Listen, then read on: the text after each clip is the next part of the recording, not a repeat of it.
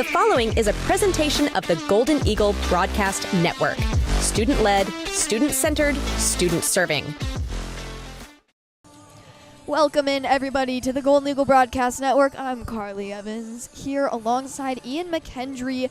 Ian, what are your expectations for this game? Give me just like a little rundown. I mean, this game should be good. Both teams are 5-1. Both teams looking good. I mean, it's going to be an interesting one for sure, trying to hand them the second loss of the season. We shall see, as we're going to go down to the third member of our team, Lily McCullough, on the sideline. Thank you, Carly. This is definitely going to be a great game, I think. The girls are getting all warmed up. The energy is just really there, and I think the girls are just very pumped overall. Thank you. Back to you, Carly.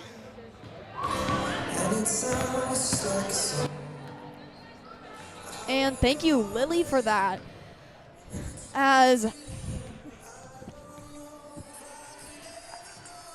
Ian, what are some of the keys that you have for this game? I mean, first key, limit Hartel's chances. Hartel, she's a shooter. Averaging 17 points per game right now. You gotta limit her chances. Don't let her get hot early. And I mean, yeah. And then, like I said, we got our second key. We gotta get shots up early. We gotta start getting a big lead early. Both teams are 5-1. Gotta look at this game as, okay, both teams are good. One of us is going down with their second loss tonight. Who will it be? We're not quite sure yet. And last one, we got to dominate the turnover battle. We saw Fort Morgan game where Frederick, these girls were getting as many turnovers as you could possibly imagine. We got to keep doing that tonight, limit Erie's chances, and just get as many turnovers as possible, and hopefully come out with a win tonight. Yeah, hopefully we shall, as there's about 2 minutes It's gonna be a fun until one this game tonight. starts. Yeah, it will be. I was highly anticipating this one, and a lot of people didn't go to the game, so I expect probably a lot of people are going to be watching online. It's kind of out of the way game-wise over at Erie, so. In Erie, it's like we're in a tight spot right now. It's going to be interesting. Neither rowdy crowd really here yet, Not yet. but hopefully the game will get. I'm sure they'll pull up eventually. Yeah, hopefully it will be a good couple rowdy crowd game, as hopefully both rowdy crowds hopefully show up around halftime at least. Hopefully. I mean, they will be here for the boys' game, as that's another well-anticipated game. Yeah, both will be good. It's going to be a fun one. It's like right now this team, both teams 5-1. I mean, you look at Frederick, you think, okay, who's your best player? Who's been like your lane star right now? Zoe Wittler, Emma Rivera, two of the people who have been shooting really well for this team. A lot of turnovers from that last game in Fort Morgan. You win by 70 against Fort Morgan, and you move them to 0-5. You come into this team, you play a powerhouse team like Erie, who's 5-1 right now. Both teams are 5-1. It's gonna be a hard-fought battle for sure. Agreed. Especially as you put it, coming off of that. Yes, it was a huge win last week, but it's one of those where you got to keep that momentum now, especially with the team switch. This team is going to be a lot more difficult to take down, so expect more of a game, I think, than last week for sure. Yeah, you can't expect to do what you just did last week. It's kind of like you just got to look at this team as a different team, I guess. Like, this team's a New lot week, more. yep. Yeah, new week, new team, clean slate, yep. Just got to wipe out the win that you just had, come in here and do it again, hopefully. Is about 20 seconds to go left before we get to see these introductions of these starters. I mean, it's definitely going to be an exciting one. Both teams 5-1, trying to hand each other their second loss of the year. But it's gonna be a tough fight for these teams. As hopefully we'll get a chance here to listen to some of these starters. Speaking of which. Of Erie High School, it's time for high school basketball. Tonight we have the Golden Eagles of Frederick in town taking on your Erie Tigers. At this time, let's stand and honor America. Please remove your hats and caps and face the flag for our national anthem.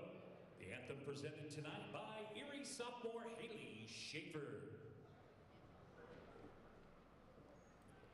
Oh, say, can you see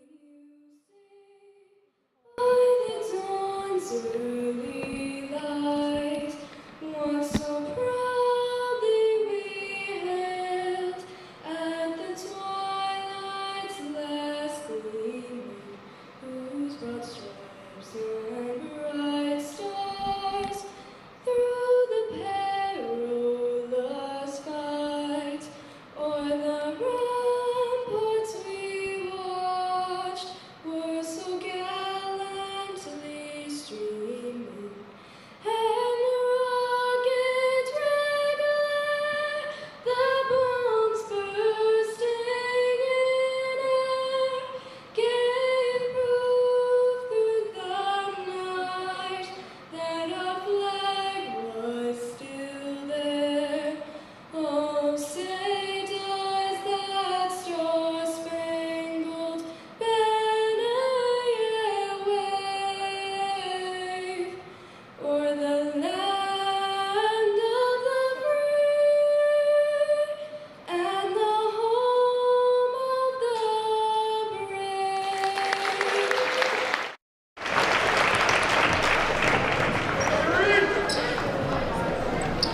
Let's go, Frederick. Let's go.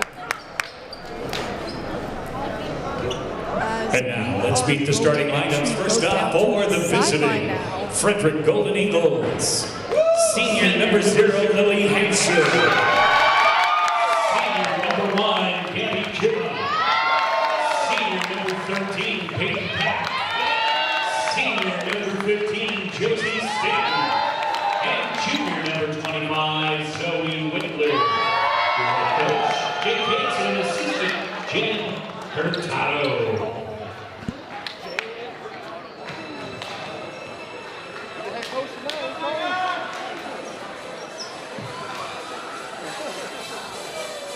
And now, the starting 5 for your Erie Tigers. Sophomore number 1, Juliet Slater. Senior number 3, Ashley Keyser.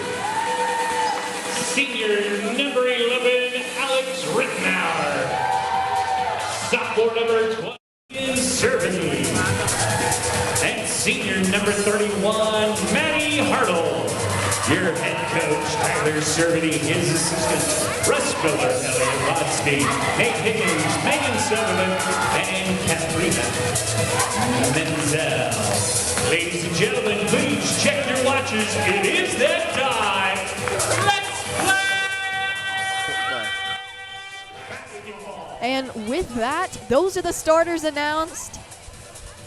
We'll get set And to we go are just here. seconds away from this tip-off. Music selection's good. I like the music this year. But yeah, just seconds away from tip-off. It'll be, I believe, that's Lily Hansen on the tip for Frederick. As immediately, this will go straight to Erie. Looks like that's Keyser. Keyser will find Hartel. Hartel searching. Like I said, Hartel, she's a shooter. You got to limit her chances tonight. Yeah, Hartel was a big threat that you mentioned. This is Jimma who gets it to Pack. Pack looks like That was Hartel, or not Hartel, I believe. Hansen in that pile. yeah, Hansen was in there. It'll be So Frederick. far, good kind of nitty-gritty play though. And a quick steal by Zoe. Gets him down the court quickly. Gives it to Jima. Whittler finds Pack. Pack went for the 3. Would have been a clean shot, but just didn't have enough swish on it, looked like. As this is Keyser. Just a little off there. She almost had it. Up and out of the rim, though. Keyser getting double teamed. As it'll be that's Jima on the inbound. Jima finds Whittler. Whittler being covered by Keyser. Finds Jima. Jima, smooth little move right there. Finds Pack in the corner. Pack being double teamed. Sneaks it. I mean, it looks like Erie's running kind of a zone defense. And oh, so close, but able to get it right back. Pack. Maybe not the cleanest start so far shot-wise. I think maybe just nerves a little frayed. But like I said, you got to get shots up early, and that's what they're doing. They've so far won the turnover battle. Just got to keep fighting, keep doing the things that they're doing right now, and just get some shots in the basket.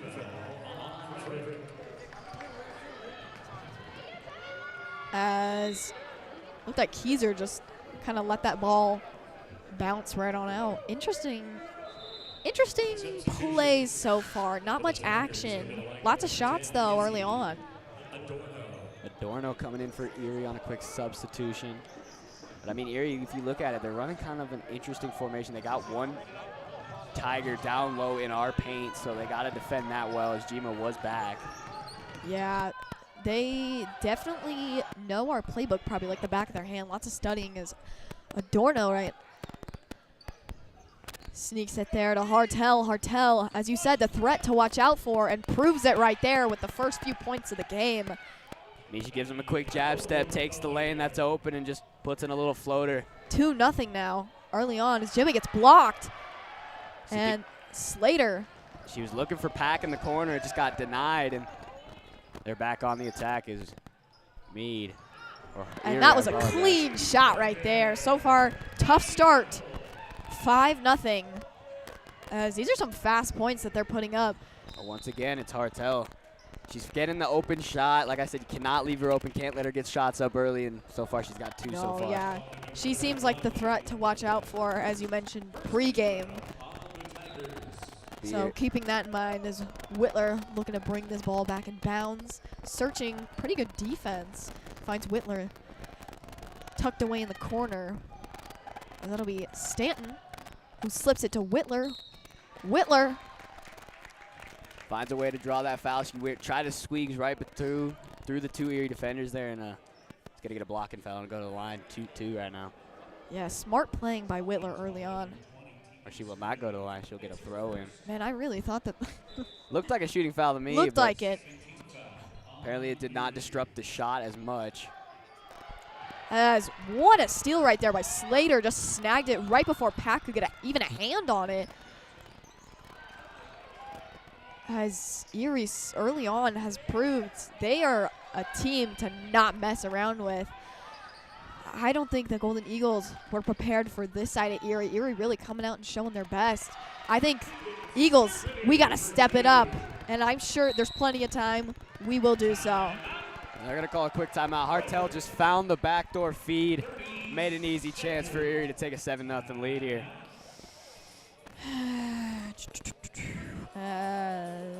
FHS Booster Club. Frederick High School Booster Club is always looking for parent volunteers to help carry on the long tradition of supporting the students of this community. The purpose of Booster Club is to provide the funding and manpower for the homecoming tailgate celebration, the after-prom party, grants to student groups and clubs, as well as scholarships to graduating seniors. If you're interested in becoming involved, we would invite you to reach out through our website, fhsbooster.com, and click on Contact Us or attend our next meeting in the FHS library. If you're wanting to be more involved in the community and have a desire to do something that benefits the students of our community, we'd love to hear from you. The FHS Booster Club would like to give a special shout out to their partners who went above and beyond supporting Frederick High School last year. Les Schwab Tire, Linex of Boulder, Remax Momentum, Riptide Car and Pet Wash, Napa University Auto Parts, Stappen State Toyota, My Guy HVAC, Pepper's Fireside Grill, and American Family Insurance. Again, please visit our website, fhsbooster.com, and click on Contact Us if you'd like to get involved. We welcome any supports, not just parents. The FHS Booster Club is a proud partner of GEBN. Ooh, Lord. Got caught up there. English is hard. Yeah, English is hard. As with that mouthful, it is 7-0. And what should have been a clean Wittler shot in the corner, I think just got disrupted a little bit. I mean, Frederick subs on Gallegos and Rivera trying to get some of their shooters on the court, trying to get some points on the board. As you said, Wittler should have had an easy shot there. Might have got tipped. As that was Cerveny who somehow kept that in. And Slater with the attempted shot. Emma Rivera trying to get Frederick back into it. Yep, Rivera finds Pack in the corner. Pack overshot it a little bit, as that'll just soar right over that basket. Frederick needs to calm it down a little bit right now. They're taking some shots that right now some risky shots. Not ideal shots for Frederick. Just gotta, I think, keep a clear, calm, and, like, collected mindset. I think they're a little afraid with these 7 points early on already. A little rattled. Yep. Slater dumps it underneath to Ridenour. Ridenour searching. Calls Adorno right underneath the basket. It'll stay Tigers. That might just slipped off of Hanson's arm. It's kind of a 50-50 ball in the corner there. Some substitutions here made early on for Erie. Erie's just trying to keep moving the ball. I mean, Hartel's been their only shooter so far. Yep. Hartel's already put up 5 points this game, so majority of the points. Beautiful pass right in the lane for Slater, who just puts it right off the glass, and now they put up a 9-point lead. 9 points is a pretty tough lead, but Rivera, hoping to make up for it, found Wittler in the corner, and that will be a travel. I mean, like Zoe would say, refs call the game. You play how you play, and the refs will do what they can do. They'll do their best. Maybe it was hard to tell, yep. Yeah, maybe saw a foot slip off the ground, but. As there was no call right there. Again, questionable. And Slater with more points now. As parents a little unhappy with that. I believe they were adjusting the wrong score there. On the score it said 9-3. They fixed it. 11-0 11-0, yep. Still very early on, though, as Rivera tried to put up the first few points of the game for Frederick. As this will be Tigers ball once again. About 3 minutes and 13 seconds left in this first quarter. I mean, that's just a simple move. You're falling out of bounds. Might as well try to get it off of a Frederick player and get the ball right back in your possession. But right now, Erie's just dominating Frederick. Yeah, I think this is a tough opponent they expected, but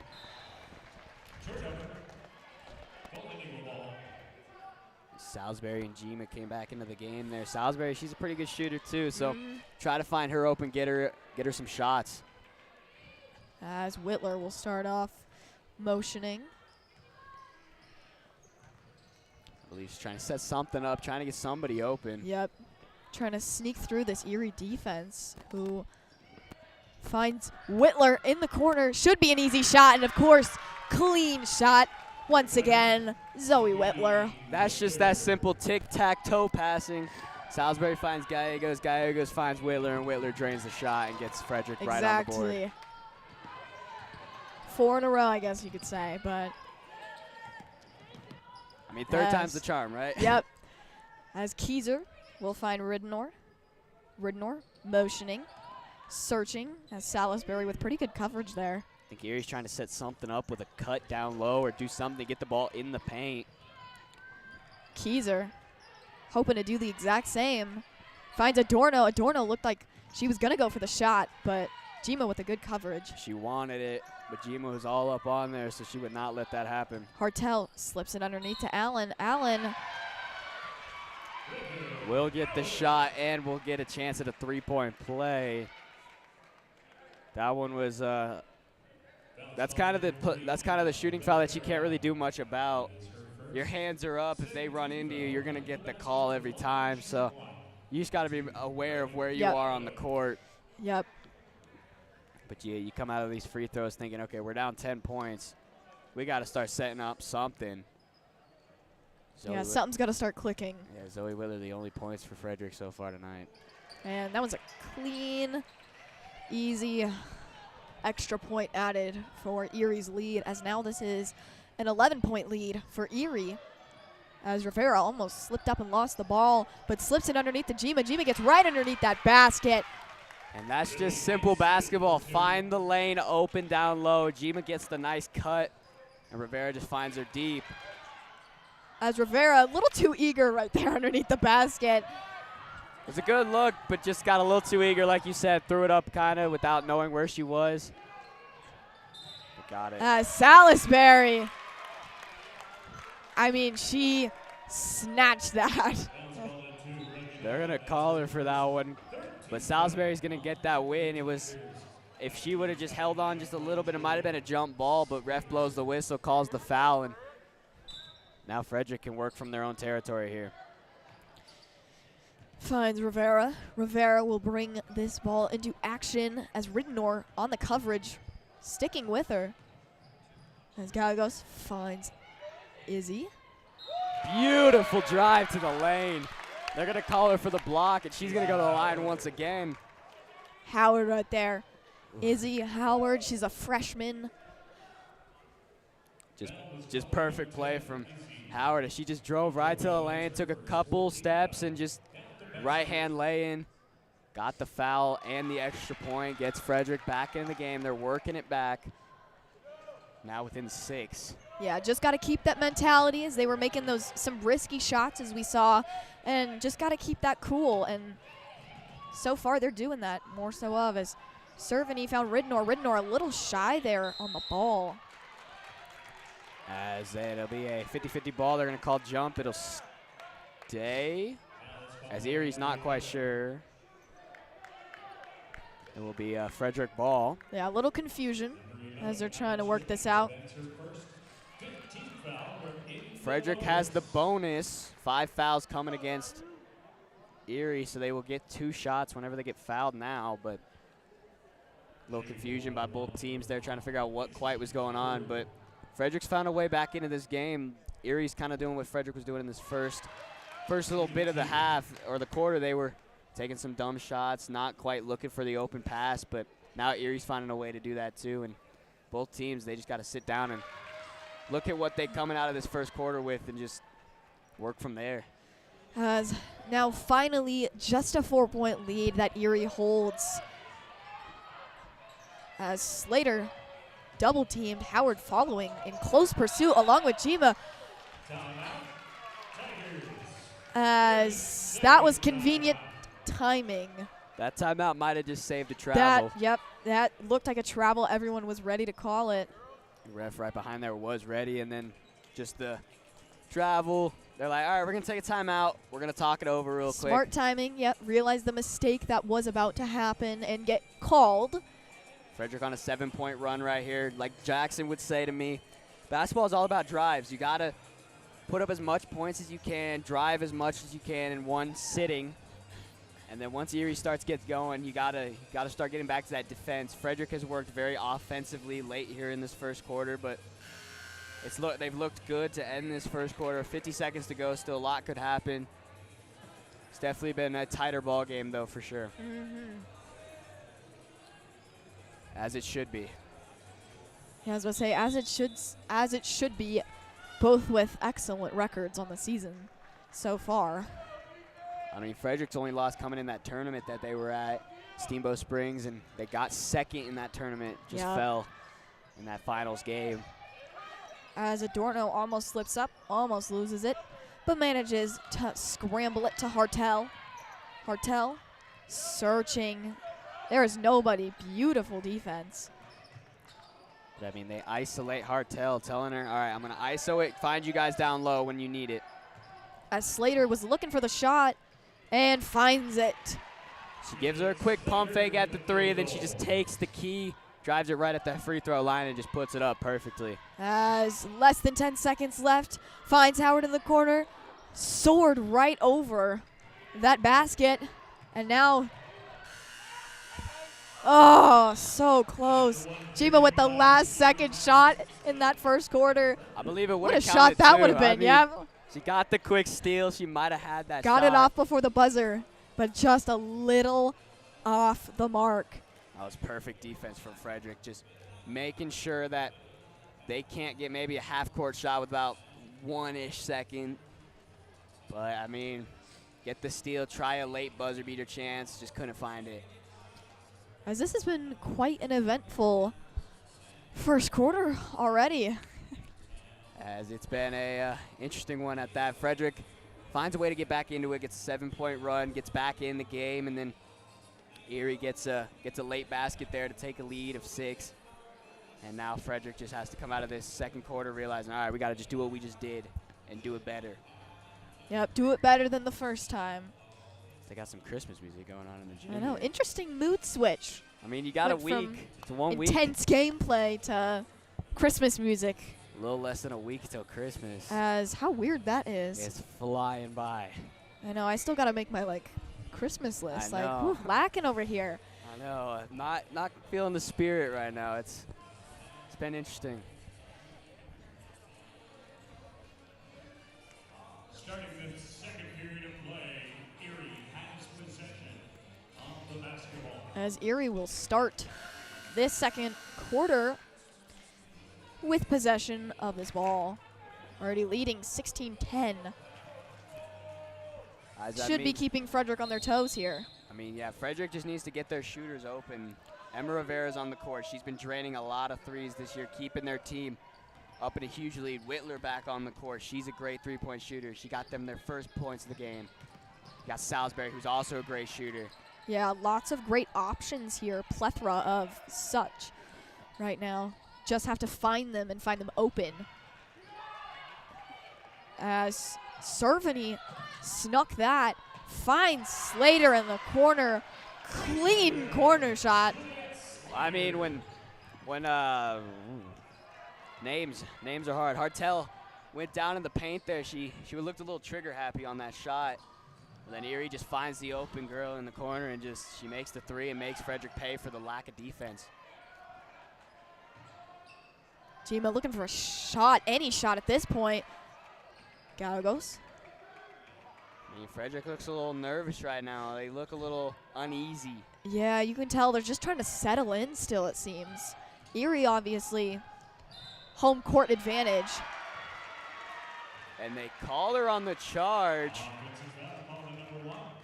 I mean, that As Jima looked confused, puzzled more than anything as to what the call was, as I didn't see anything. I mean, I saw the drive, but I mean, she wasn't quite planted. Not quite sure on the call there, but Once again, game moves forward, though, as Erie, once again, they get in that tight situation in their own side, and they have to call a timeout because they can't get the ball out. yeah. Might be a smart move. As we will be right back here on the Golden Eagle Broadcast Network. Do you want a reliable realtor who you can trust with your money and owning or renting a home? Then you can turn to Zadel Realty, and specifically Greg Zadel. Greg is a local realtor who helps people buy and sell both homes and investment properties. He has an extended knowledge of the market and is extremely involved in the community. Along with being a local realtor right here in Frederick, Greg Zadel is extremely experienced in his profession. Not only is he a broker, but also the owner of Zadel Realty, located in the Carbon Valley area since 1980, just over 42 years as of now. Make sure to watch for the Zadel Real Estate article in the Consumer Report. You don't want to miss it. As welcome back in, everybody, to the Golden Eagle Broadcast Network. I'm Carly Evans alongside Ian MacHendrie as we are jumping straight into the action here. 6 minutes and 40 seconds left. Slater with it. Little shove by Jima. As Salisbury, nobody down there. And a huge, Easy points. huge steal from Salisbury. She saw the pass was coming. She jumps it She just like a cornerback out of football. Jumps the route, jumped makes the the route, play. anticipated it. Beautiful play. Slater. As they're going to call her for a shooting foul there. She'll go to the line to shoot 2, but try to catch Frederick lacking on the back end, trying to get a quick drive right back into it, but it'll end in a foul, so she'll go to the line to shoot 2. As Slater's been relatively a pretty clean threat, but with this, that'll just bounce right off the backboard. But that, clean. Second one will fall, extending the lead to 8. Still a highly manageable lead. Like Jackson would say, basketball's a game of runs.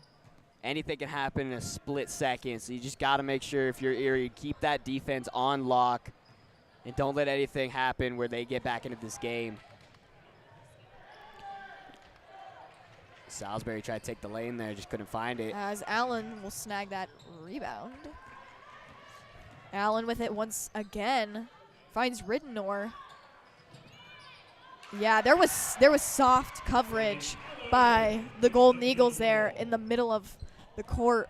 Once again, it's just that tic-tac-toe passing, 1, 2, 3, and then they're wide open in the lane. Frederick needs to tighten up that defense. Yeah, it slurs the defense whenever that happens. Yeah, As Frederick. Keyser tried to get it to Slater, and that should be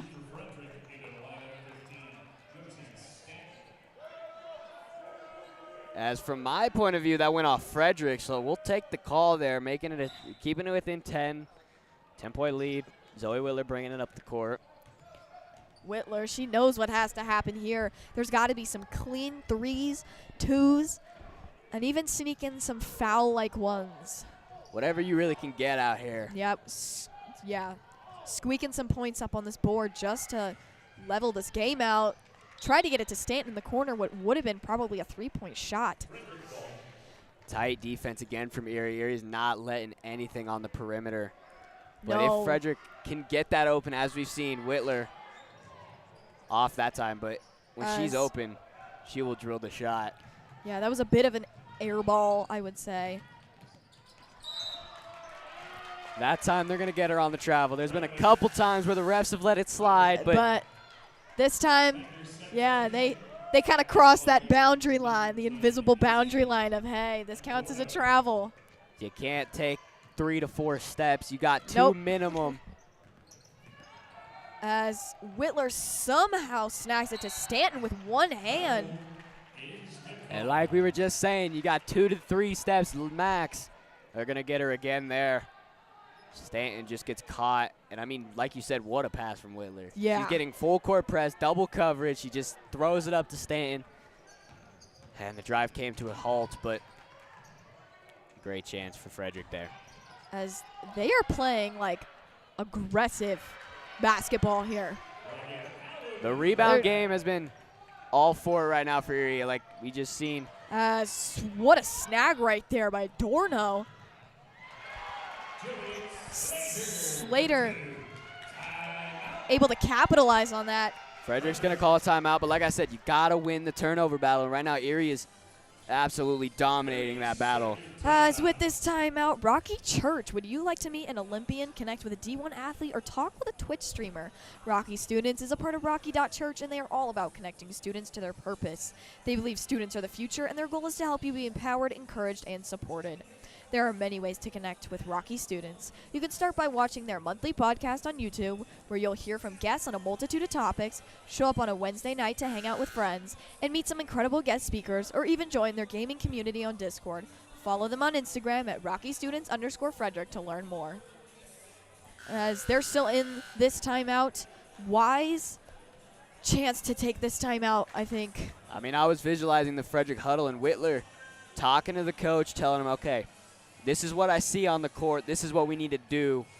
She's saying that some of it's she's got to have her eyes open, try to make some passes, but she's basically telling the coach what they're seeing. It's different from when you're on the bench or in the crowd than it is actually on the court. The in-game experience is much different. As Stanton finds Wittler. Salisbury tried to sneak it to Jima right underneath. And a hop, skip, and a jump in the wrong direction for Frederick. As Salisbury went up for the rebound, she thought that she didn't fully extend off the ground, but they're going to call her for that. She's just going to let that one go out of bounds. Yeah, that was a little hyper-extensive throw halfway across the court. I mean, it's working. They have defenders in the back of Frederick's defensive line, so they just need to tighten that up if you're Frederick. Stanton somehow manages to find Salisbury. And that's been really the main call tonight, is that travel. Travel's been a problem on both sides. Sophomore Micah Yeah, Thompson. travel is a call that's sort of been like their vice, you know. Don't want to admit it, but it always happens. I mean, that time might have just been a little unlucky as she, like, took a hop step and thought she might have had a chance, but that one just went in the wrong direction. As I mentioned, seems as though Hartel, her style of gameplay is very aggressive. Hartel, she's been in the lane pretty much this entire game. There has not been a moment where she has not been prominent and dominant in this game. But like I said, you got to limit Hartel. And that's kind of what Frederick has done once she's gotten into the lane. Finds Pack. You need that one if you're Peyton Pack. She's taken 3 so far. She's 0 for 3. I've seen her drill three-point chances. She has it. I have as well. If she just calms her game down, slows it down, we're going to be okay here in Frederick. Once again, you can tell, though, the pounding pressure coming from this Erie team. I mean, you play a dominant team like Erie in their home. Yeah, you can feel the threats a little bit. Yeah, I mean, if this game was in Frederick, I feel like we'd be having a different game right now. Yeah, I think the edginess of home court advantage is starting to settle in here. Can't let it jar them too much. I mean, Frederick, their first couple games, at least that I've done, have been at home. They've looked like a different team. Coming into this one, it's looking little frazzled, a little different. A little razzle-dazzled, and need to just find a way to get back into it. Nothing too unmanageable, though, that's for sure. Jima and Stanton come off. I believe it was Gallegos and Hansen who get back on the court. Hansen, a tall body, can help this team in the paint. Hartel, even more points. She's just taking the lane that they're giving her. She's just walking in and putting up a quick fade shot that they need to lock down. As It'll stay Frederick ball. Yeah, it looked like Hansen was trying to get that to Thompson, but A little too high for her. as Thompson finds Hansen. Hansen jerking around looking for anything. Finds Wittler, who finds Pack. Pack tried to slip it underneath. Pack, I think 0 for 4 point-wise just in general. Gonna have to clean up underneath that basket. I mean, that was the ideal situation for Pack. Gives her a pump fake, gets some separation, and then drives, just got it slipped off the fingertips and out.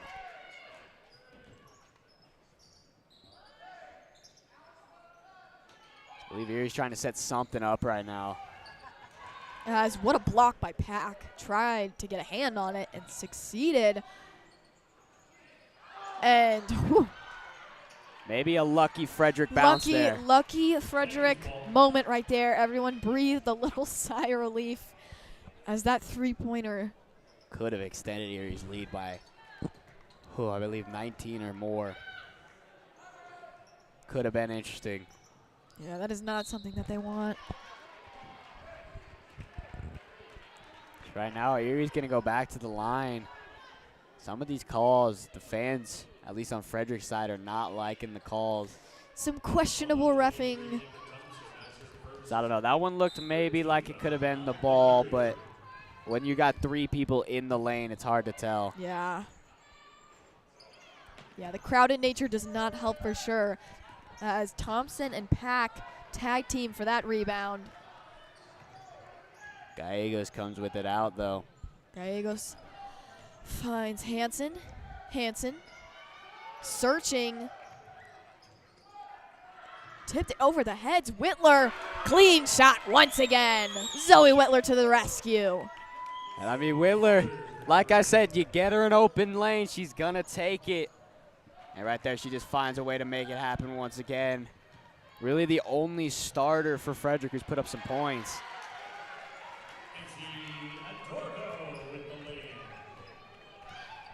As Wittler just chucks it deep and finds Hansen. Hansen back-to-back clean shots for Frederick. 30-18 now. Now they just got to work on that defense, I think, more than anything. The offense is starting to click, but that defense really has to kick in the defensive nature. As Wittler, that was weird. I mean, it's been a back-and-forth battle. Frederick drains 2 threes. Erie brings it down, gets some 4 points out of it. And right there, Wittler just got caught up in her own world there. Luckily, Erie could not do much with it. 40 seconds left in this first half. As Hansen, more points. I mean, she's got the height. She can just do what she can do. She drives right to the lane, puts in an easy layup, and Frederick's trying to claw back into this one. Yeah, these points are starting to click on offense. As I said, this defensive nature has to start standing up. As Keyser trying to search. Defense paying off. Yeah, I mean, here when they need it to. As unfortunately Hartel with it, who finds Adorno, and that'll just bounce. As there's 3 seconds left, find any open lane, chucks it. And that'll be nowhere near. Just a little shy, but not quite where she wanted to put that ball for sure. As we are going to go down to the sideline here soon enough. Very interesting first half there. For sure. Erie came shooting out of the barrel, as they would say, getting back into this one, putting up some major points.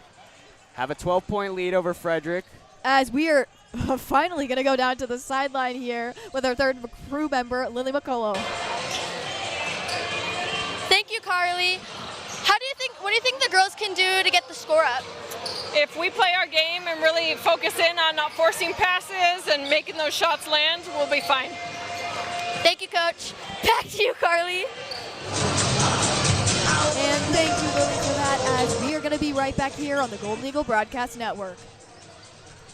Spending hours at games, competitions, concerts, and shows, I upload thousands of pictures onto my website, toneimages.smugmug.com.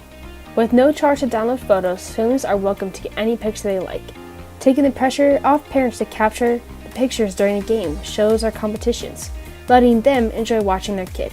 Additionally, I'm available to book senior pictures and photo shoots. DM me if you're interested.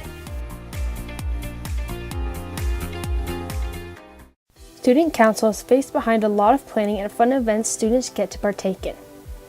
We do everything from running Frederick's Got Talent to the volleyball co-ed tournament, coming up with a homecoming theme, helping out with the homecoming tailgate, being in charge of homecoming royalty, setting up from homecoming, giving out free hot chocolate, coming up with spirit weeks such as Pink Out, Tacky Tourist, and Freddy's Spirit Day. We also come up with the prom theme, Run Prom, and the After Prom. Make sure to follow Student Council on Instagram at Frederick_StuCo so you can be the first one to hear about the latest news. In Frederick, we believe in rolling up our sleeves, not just for ourselves, but for each other. We believe in playing outside until the stars flicker on and protecting the hallowed ground of childhood. We believe in a lifelong commitment to actions as good as our intentions. We believe in the power of our voices and the obligation of our hearts to form a strong foundation. We believe we are onto something that's worth all we can give it. Here, the life we dream of is ours to create. I think the future is bright for Frederick. I think we understand our identity and who we are, and we don't want to lose that. The town is really built on the community of people and how everyone almost treats people like family. I see an opportunity to have a seat at the table and to show our worth and our value and our undeniable characteristics of being a lovely community that's welcome to all. Hi, I'm Brian Stapp, dealer principal at Stapp Interstate Toyota. I want to thank you very much for visiting our website and supporting our dealership. A little bit about us. My father and grandfather opened up our dealership in 1974 in Longmont, Colorado, right there on Main Street. And now we're located on I-25 in Frederick, Colorado. We moved out here in 2007 and opened up the first Image 2 dealership in the state of Colorado, something we're very proud of. And more than anything, it kind of was a nice little place mark in our dealership's history over the last 46 years about taking the next step and embracing what Colorado is becoming, quite frankly. We're very proud of our history. A couple things that we'd like to point out that I think is very unique in the industry is that we only have one person who will help you if you come in to buy a car. And it's not because we don't have multiple people say hello, they all will. But we think that the relationship is far more important than anything else. Transactions don't allow businesses to stay in business as long as we have, but relationships truly do. So from the second you walk in, one individual would greet you. They would show you all the vehicles we have to offer. They'd present your numbers to you, help you find creative solutions to get the car that you want at a price you're comfortable with. They'd also talk about extra options such as extended service contracts or prepaid maintenance and things that you'd like to put in your monthly payment that would make it a little bit easier so you're not surprised throughout the ownership process. They'd go over all your accessories, all of your vehicle presentation, and they'd be the same person who would shake your hand as you go out the door. So again, that relationship is incredibly important to us. So when you're in, make sure and ask for myself. I'd love to say hello. My brother Clint, my dad Art, my mom Debbie pops around from time to time as well too. So it really is a family business. We'd love to have you become part of our family. Thank you. In Frederick, we believe in rolling up our sleeves, not just for ourselves, but for each other. We believe in playing outside until the stars flicker on and protecting the hallowed ground of childhood. We believe in a lifelong commitment to actions as good as our intentions. We believe in the power of our voices and the obligation of our hearts to form a strong foundation. We believe we are onto something that's worth all we can give it. Here, the life we dream of is ours to create. I think the future is bright for Frederick. I think we understand our identity and who we are, and we don't want to lose that. The town is really built on the community of people and how everyone almost treats people like family. I see an opportunity to have a seat at the table and to show our worth and our value and our undeniable characteristics of being a lovely community that's welcome to all. Hey, I'm Jake Marsing, social studies teacher and advisor of the Golden Eagle Broadcast Network, and you're watching GEBN. Go Golden Eagles! And what a handsome devil that guy is. Welcome back in, everybody, to the Golden Eagle Broadcast Network and our live presentation of Golden Eagle basketball, girls basketball on the road, live from Erie High School. Welcome in to the Zadel Realty halftime show. This presentation of halftime here on GEBN is brought to you by Greg Zadel and Zadel Realty. If you're looking to buy or sell a home, Greg Zadel at Zadel Realty is your community-centered go-to person. Greg is a local realtor and broker who's been selling homes in the Carbon Valley area since 1980. He is an active supporter of the community, FHS, and a proud partner of GEBN, as well as really all of Frederick High School and the entire high school community here in the Carbon Valley. If you need a realtor with deep knowledge of the market, Greg Zadel is a great choice. Watch for his monthly real estate article in the Consumer Report or email him at greg@zadelrealty.com. Greg Zadel and Zadel Realty is your community-centered realtor. Well, I am Jake Marsing, proud to be the advisor of the Golden Eagle Broadcast Network. If you've been watching along with us at home, you've been listening to Carly Evans and Ian MacHendrie calling this one.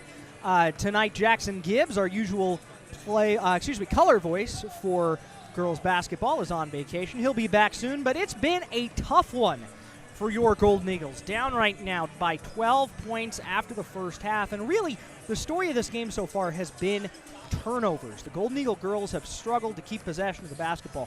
They've made shots. They've pretty consistently done some good things, but shot making hasn't been the challenge. It's really been maintaining possession of the basketball. So we heard before half, just a real emphasis on maintaining possession as we see Zoe Wittler there pull up for a shot.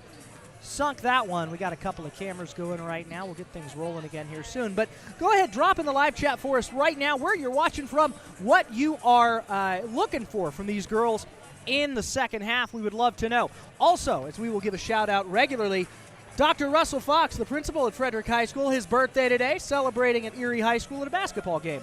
No other place he would want to be. But we are in the rowdy crowd. This is what we call at GEBN a bleacher game, as we see our GEBN crew there in the left part of your screen walking back. Ian MacHendrie and Carly Evans getting ready to call the second half.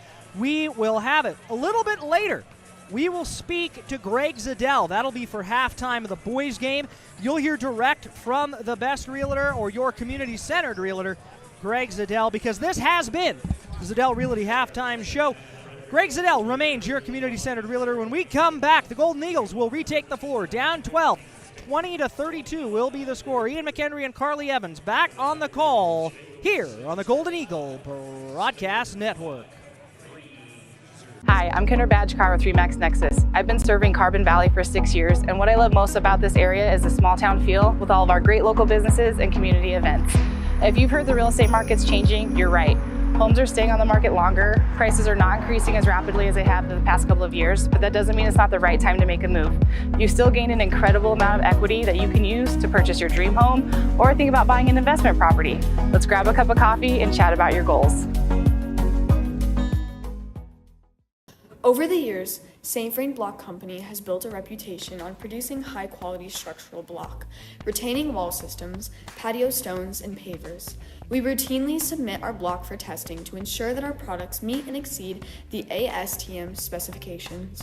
Our products can only be as quality and consistent as the raw materials we use to manufacture them. That is why we constantly ensure we buy our aggregates, cement, admixtures, and color from top-quality producers.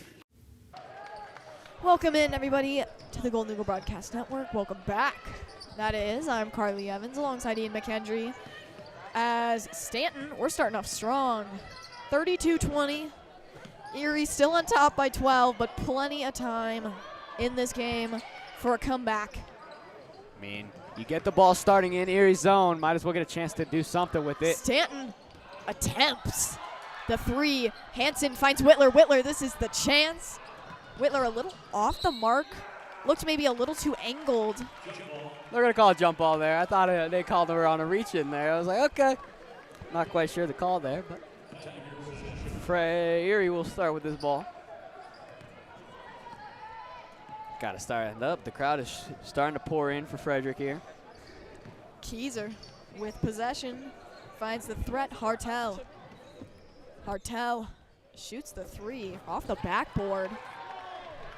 I mean, it was a good look for Hartel. She had the quick step back, but not quite where she wanted to put that ball for sure. Wittler finds Pack. Wittler backs up, searching. Finds Stanton, who finds Gima in the corner. Slips it underneath to Hansen. Hansen. Erie's defense has been solid. Gima a little off the mark. This has been kind of a common occurrence right underneath this basket and around the general area. It's just been a little off. The shots have been there, though. It's just cleaning them up, I think. Yeah, they got to get under the rim, start getting some rebounds. But besides that, the shots are there, just not quite on target where they need them to be. As Keyser will find Slater, another big threat this game. I mean, Slater, like you said, she's been a big threat this game. If Hartel's going to draw the foul there, I mean, another one where it could go either way, but Hartel's going to get it. She'll go to the line to take 2.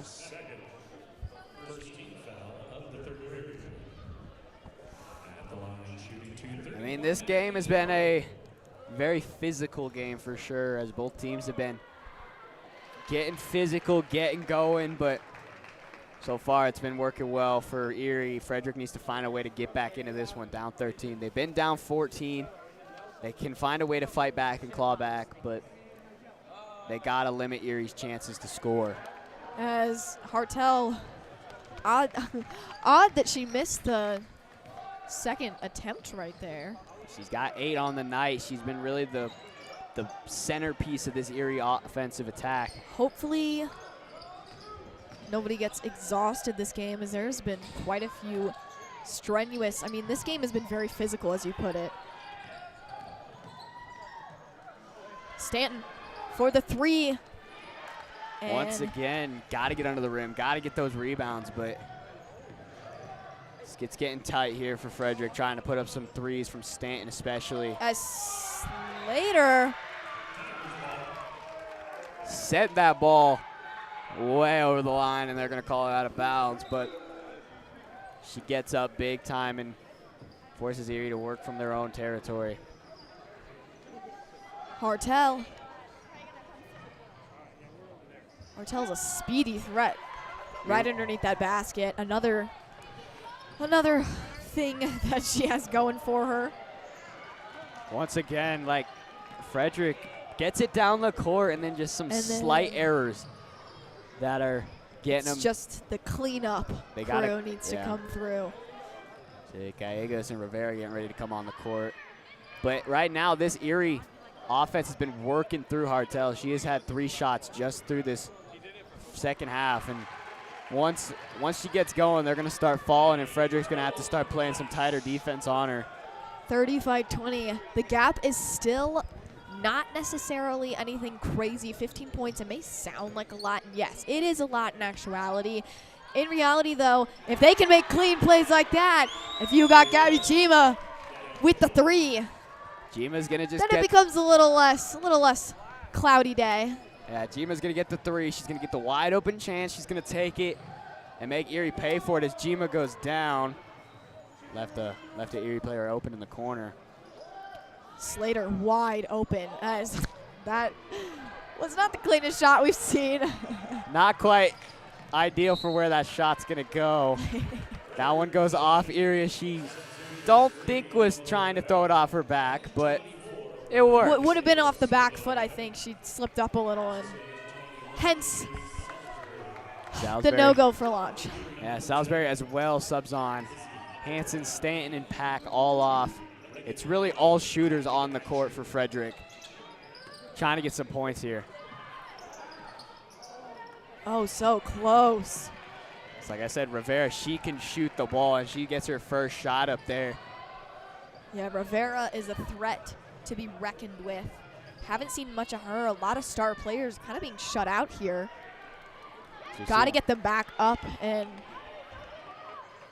working as Riddenor snags the ball, shoots, They got to get that cleanup crew. As you've said, they got to get underneath the rim and get the points back.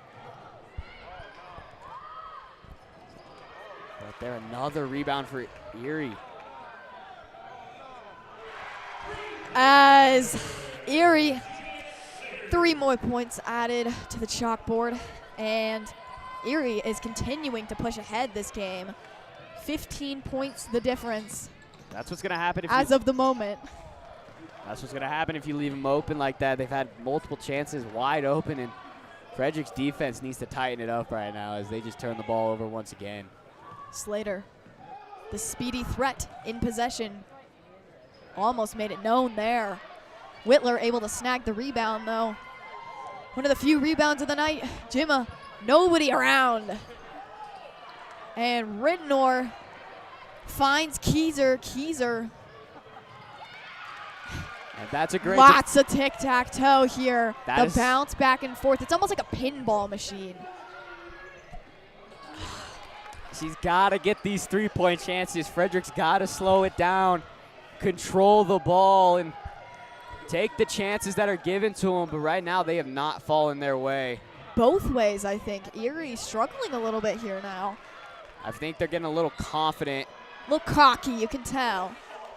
And a foul called there. It's going to be a shooting foul. I don't quite agree with that call there. But the game is being called the ways the refs see it needing to be called. Can't quite ignore what the ref says and just got to play through it. Allen makes the first.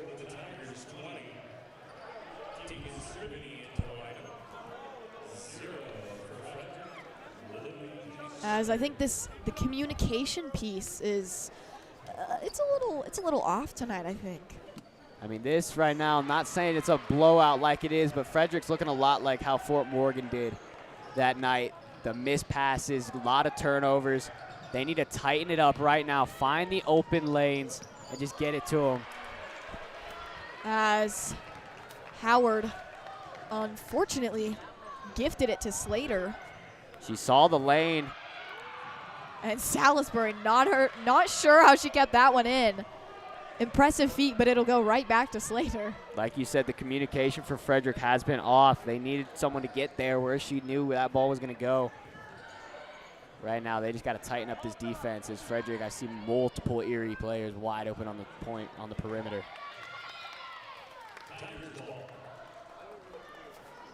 It's about less than... About a minute 40 left. Yeah, less than 2 minutes to go. Frederick down 17. Got to find a way back into this game. Slater puzzled. And that time might have got away with it a little bit. The foot was not quite planted fully, but they're going to get away with it that time. Frederick's going to have to bring this ball up the court. Like you said, they haven't seen much from Rivera. She's got to get going here. Rivera, Salisbury with another chance and able to capitalize. 40-25. Sort of slimming this deficit. That pinpoint pass, and you got to find somebody who's open. And what they've been doing, they've getting that pass underneath the lane that's open, but then just the costly passing it back out. But that time Salisbury just shot it herself and made Erie regret it. But I mean, Erie takes it right down the court by themselves and just puts up 2 of their own.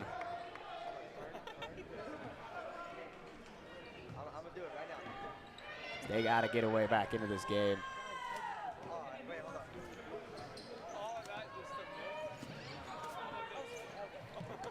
Frederick just trying to move some defenders around for Erie in the lane. That one goes off a Erie reach. Frederick will retain ball.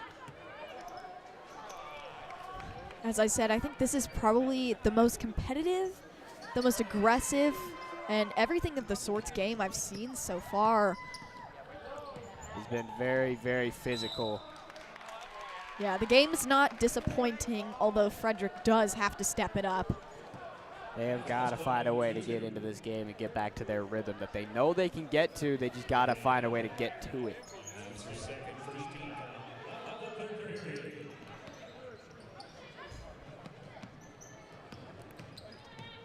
as Rivera slipped the ball to Salisbury. Salisbury finds Howard. Howard dumps it to Rivera. Rivera with the three. Nasty clean three by Rivera. There's Emma Rivera getting going. You leave her open like that, she's gonna make the shot. Anticipated that one coming, that's for sure. It's like you can see the future for that shot, and you need it. Erie gotta try to find a way to get a three of their own here, but you can't leave Hallett on that upper side of the court. Keyser. Corner shot. Nowhere near where they wanted it. Good for Frederick, bad for Erie. Scoreboard, though, good for Erie, bad for Frederick. Frederick only about, I believe, 8 points coming out of this second. As we are going to go down to the sideline with the third member of our crew, Lily McCullough. Thank you, Carly. This game has definitely been really tough so far. Our Golden Eagles, they're like pushing their hardest. I feel like our crowd, their energy is still, they're kind of low, but you know, I think that we're gonna win this, you know? Back to you, Carly. Thank you, Lily, for that. As this has been definitely an interesting game, nonetheless. It's been rough for Frederick at least, but they got to find a way to get back into this game. They're clawing slowly, but they got to start putting up some major points if they want to stay in this one. But the game is not over. The game is far from being over. 8 minutes to go. I'm going to say Erie hasn't been shooting that well. They've just been able to get those rebounds. They've been getting people in the rebounds lane. have been the real threat. Yep. They've been underneath the rim and just picking up Frederick's trash. Able to capitalize on Frederick's missed throws. Yeah. So, yeah, as you put it, just kind of cleaning it up. And that's what Frederick needs to start doing. As this is only a 14-point difference. It's not horrible. Get your shooters involved. Get Rivera involved. Get Gallegos involved. Just a slip pass that just went through Hartel defenders. finds Ridnor. Hartel looking for a shot, I bet. Dangerous. Cannot leave her open. Ridnor finds Slater. Slater. Clean moves around Howard. Is that'll be Adorno. Adorno. Erie right now chucks it. They've been moving the ball well. Frederick just needs to make sure they don't get an open shot. As that would have been. Has to travel that time. They're going to get her every once in a while, but you need that one if you're Frederick, as Wittler has subbed back into the game. That is a big key piece to this offense that you need to get back on in the game and back to shooting the ball.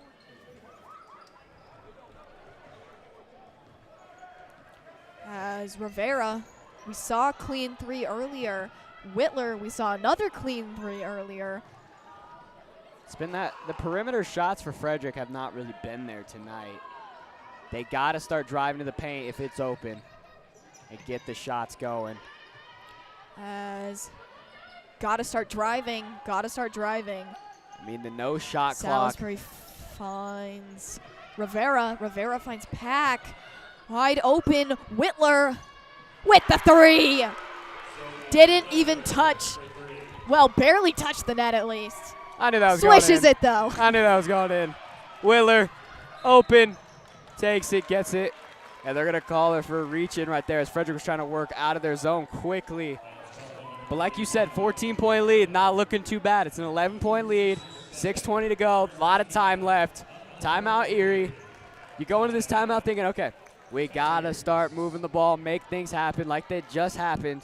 Wittler was left wide open as they tried to fake the drive into the paint and just threw it right back out. Everyone saw the potential, saw it, and cleared the path. Pretty sure everyone in the Erie Frederick side here believed that was going in. But a great looking shot there from Wittler as they're just trying to get back into this game slowly. As As Les Schwab Tires. Les Schwab Tire Centers provide free peace of mind, tire protection, and lifetime tire and mileage care for the life of your tires. It's our best tire value promise, and it comes with every car and pickup tire we sell. Les Schwab also cares about our communities. It's why they are a proud sponsor of Frederick High School and the Golden Eagle Broadcast Network. That was a mouthful of tires right there. A lot of tires on that one for sure, but whew, tight game, 6:20 to go, 11-point lead. You get Wittler back in it, you get her more involved like you have to. And right now, Erie hasn't really done much to start this fourth, so just gotta stay consistent.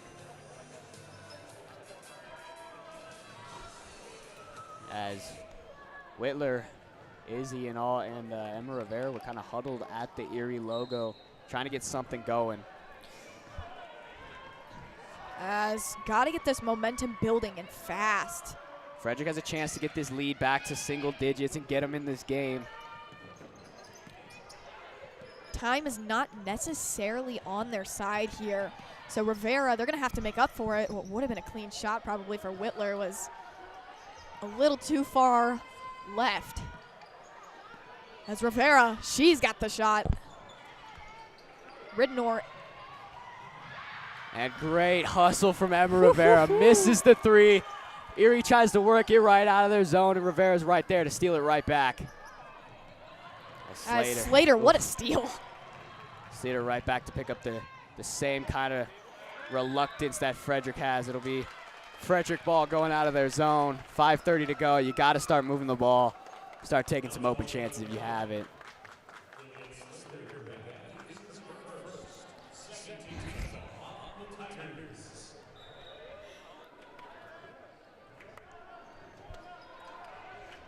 As this will be Wittler with possession.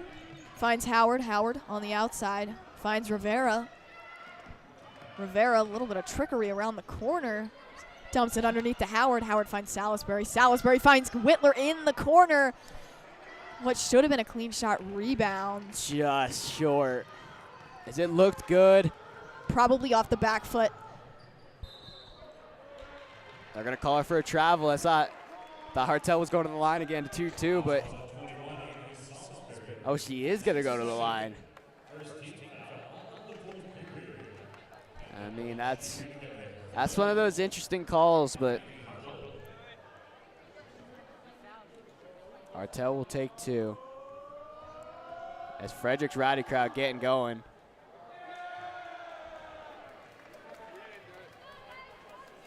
As they're trying to get the crowd to get going, get into this game, as Frederick can limit the lead back to back into single digits. Hartel makes the second one.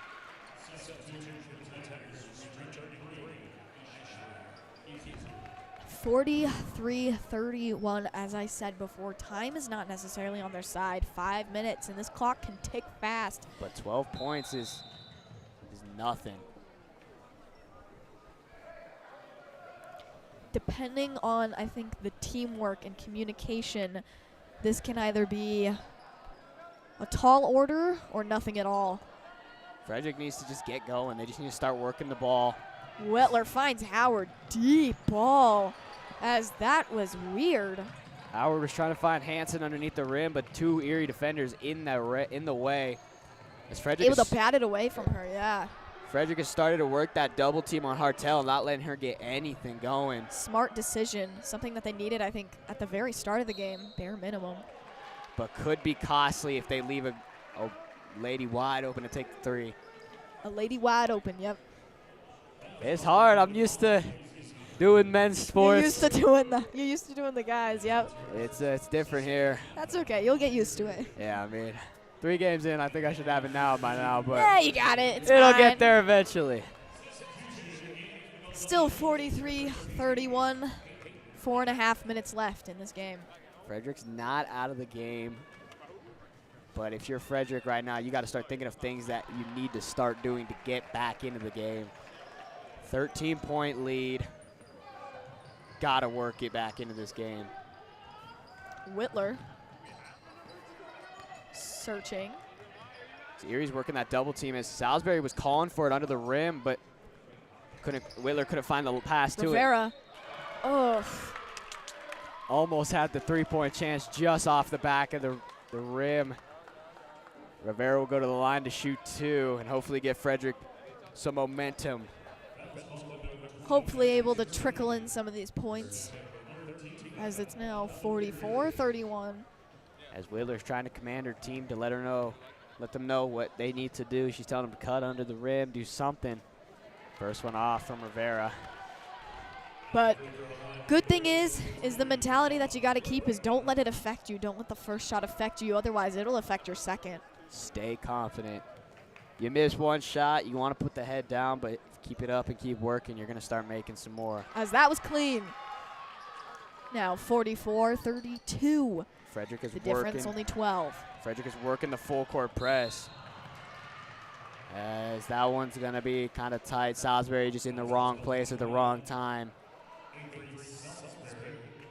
As she just ran, Hartel just ran right into her. Hartel only with 13. I mean, she's averaging 17 on the year, but 13 though. No, she's definitely looking at that and being, okay, I got to put some more points up. Which is dangerous for Frederick, as Keyser finds Hartel, speaking of which, in the corner, being defended by Wittler. Wittler, one of the stronger defenders on this team, trying to limit. Salisbury comes down with the rebound. Salisbury, big rebound here that they needed. As there it is, 3 minutes and 45 seconds left. Frederick needs to slow it down. Pack goes for the shot. Oof. So stay here. Just don't know quite why Erie went for that ball, as it looked like it was going out. That thing looked way out. But if it works, you got to get your shooters involved if you're Frederick.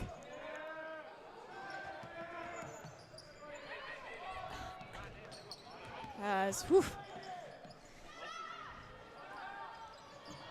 Oh. Take it. Unfortunate right there. What should have been probably easy points doesn't pay off. Hanson's hustle and Frederick's teamwork is just getting them in the game. The shots are just not falling. I mean, on that last one, it was might have been an Erie lucky roll there. Just rolls right off the rim. As Frederick has about 3 minutes left, they got to work something back here. Rivera getting double teamed. Not quite sure what the call is. They're going to call it on Hartel.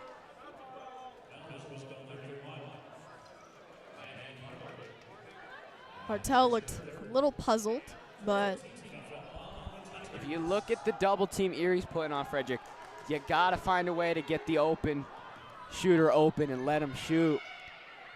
Wittler finds Salisbury.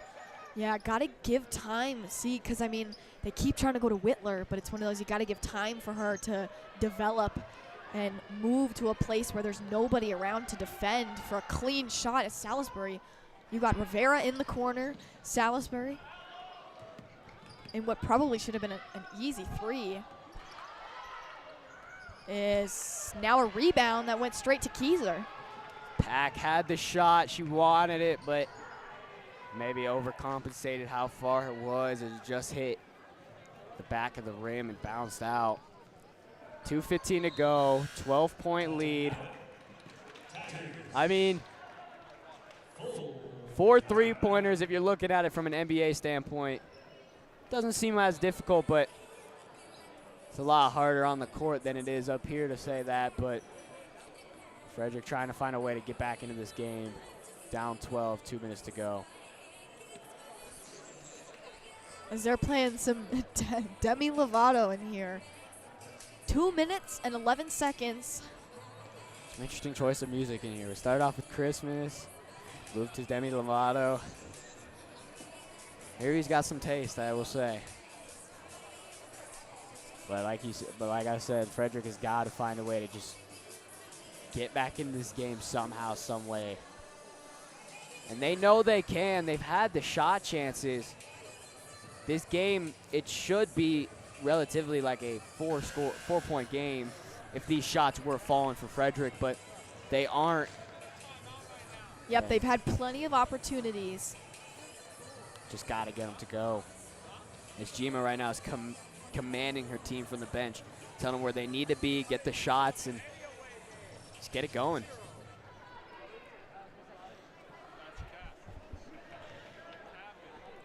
Still a 12-point difference. Not much has changed except the clock just keeps ticking. Yeah, I mean, both teams, I think Erie right now is really trying to work the clock, pass the ball around. As it's been really it's been close.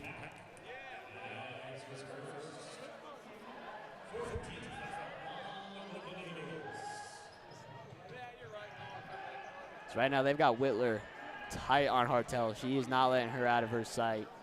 Smart plan, but also don't want to leave anybody wide open, as you put it, as Hartel still able to get this ball and find Adorno in the corner. Hartel open. Hartel wide open, finds Ridenour. Ridenour with relative space. Adorno, nobody was over there. Erie's really just working the clock right now. Milking it, yep. And Wittler's going to get the intentional foul. As like you said, time might be the enemy of Frederick right now. 12 to go. 12, down 12, minute 33 to go. It's not looking too great for Frederick right now. It was a well-fought game. It's not necessarily over yet, but the way it's going, the outcome is probably not going to be how you want W it to go, in the victory column for Frederick. But I mean, like we said, this team is a challenging team. Erie they're strong in their wins that they have gotten. They are dominant how they have been tonight. Frederick ball. Frederick may be able to capitalize here, at least a few points, bare minimum. Like I said, like the NBA, 4 threes is not really much to ask for. Here it's a little different, but I don't really know. It's going to be interesting. Jima's going to drive. As minute 22. That was smart, honestly. As the ref said, count the bucket, go to the line to take another one. 44-34 now. Interesting. 10 points the difference. Minute 22. Only 10 seconds that have passed, and already lots of potential. I mean, Jima's smart there. She said, okay, we're not making threes, so might as well try to go get my team a 3-point opportunity. She makes it. So now 44-35, 9 points. That's not horrible. You're not out of the game. No. But it's definitely getting. It's tight. It's tight. It's definitely at the point where you need to start. If the threes do not start connecting within the next 20 seconds, then the problems are probably going to be imminent.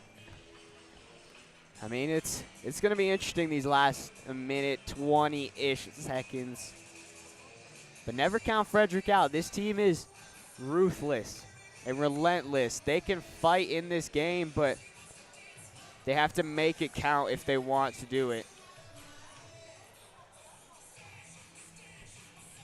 I mean, it's just getting down to the wire here. Both teams on bonus. So that could be the strat for Frederick. Get fouled, go to the line, shoot 2, waste limited time.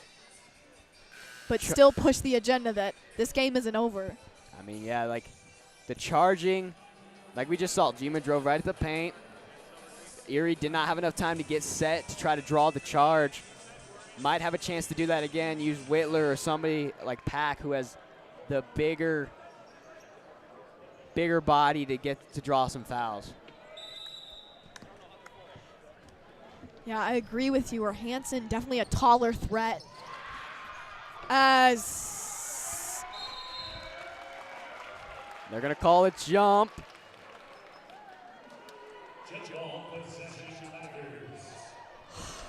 As the possession will go to the Tigers, favoring the Tigers on the jump balls. Wittler got a hand on the ball and then you gotta play aggressive without as you can't foul Hartel though. I think that's the one Erie player you cannot foul at this situation. Hartel, 13 points. You gotta get some other ladies up to the line to shoot. That one good. As we got a little chirp coming from the Frederick sideline right now. The Rowdy Crowd's trying to get her to miss this shot. Keys are clean both shots, though. Unfazed. Yes. 46-35, 11 points. This is a tall order here. This is a tall ask. Able to capitalize. 46-37. Pack using that body. They're going to call her on a 5-second. Frederick still has a chance. And Time Adorno was confused, but it's one of those where those 5 seconds, it may sound like a lot, it may feel like a lot, but really it just goes like that, especially in a game where you're trying to just waste the clock. And you could tell they were. I mean, now the question is, did the 5 seconds get off in time before Erie calls that timeout? As Erie's coaches were a little rattled and confused why. But it's one of those things. It's like the 3 second in the paint. You can't stay in there too long or you're going to get called. Now with 52 seconds, Frederick still has a chance. 46-37. 9 points the difference and hoping to make it more here. I think it's going to retain Erie ball as they think they might have just got it off.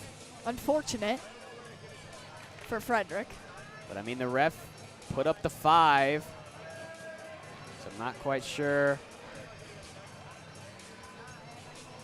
So, yeah, it will be Erie ball, but one of those where it was definitely close, but they can try to do it again. Erie's going to try to run a simple stack concept.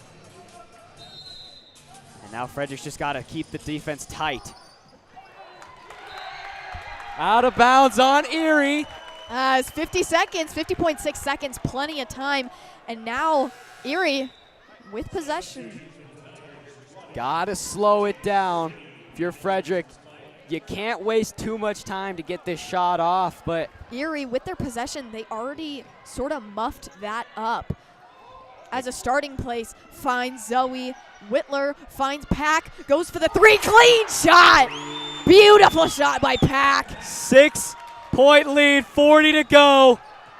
46-40. Frederick trying to run the press. They're going to get her on the foul. Hansen knew it, saw it coming. 37 seconds, 37.5 seconds. And the one person you do not want to go to the line in this situation. The one person that you warned us about. Maybe a little frazzled, perhaps. Rowdy Crowd got to get into it. First one. As that barely even touched net. That was unfazed. Unfazed, absolutely beautiful shot. I have no criticism on that shot. I was Beautiful, looking for perfect. something, but Perfect shot. Second one won't go. no timeout, which is interesting. 34 seconds. Frederick in their own zone. Gotta be smart.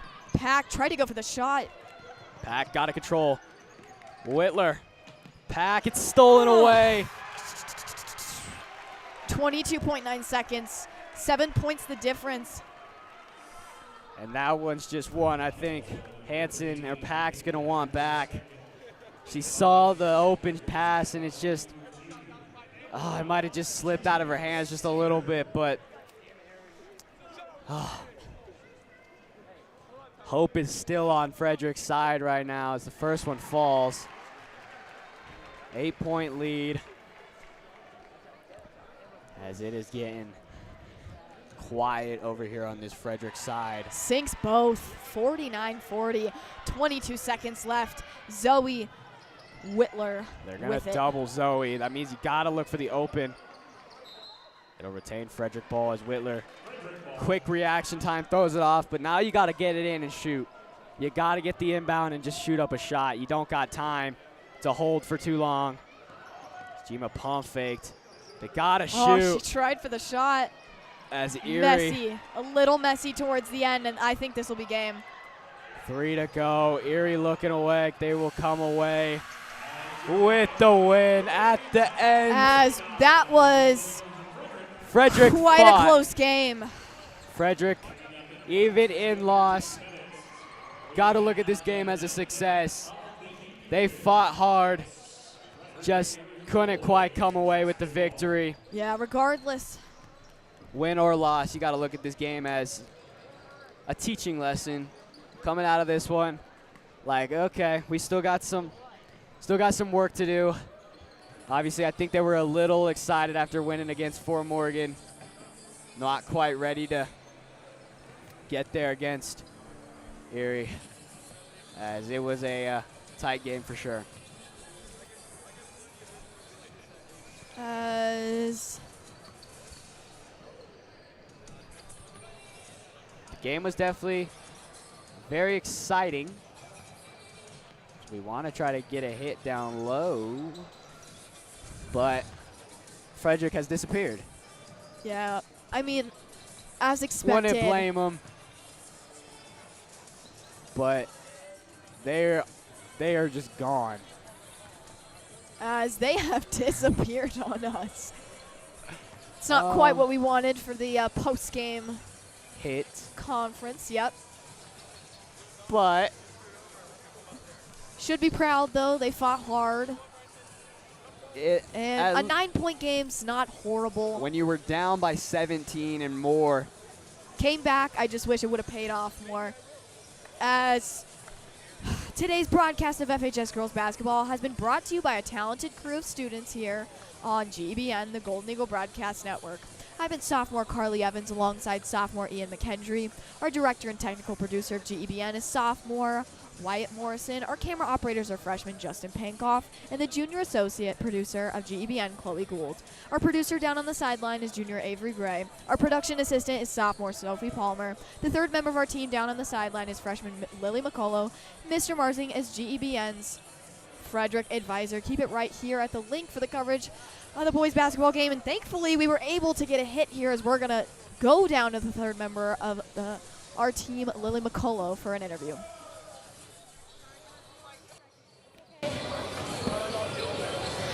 Thank you, Carly.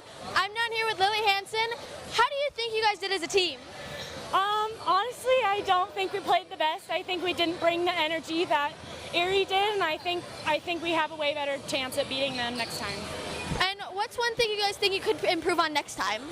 Just our energy. Like, some of us had like high intensity, and then others were just walking, and we got in all of our heads, and it just like we didn't play well as a team. Thank you, Lily. Back to you, Carly.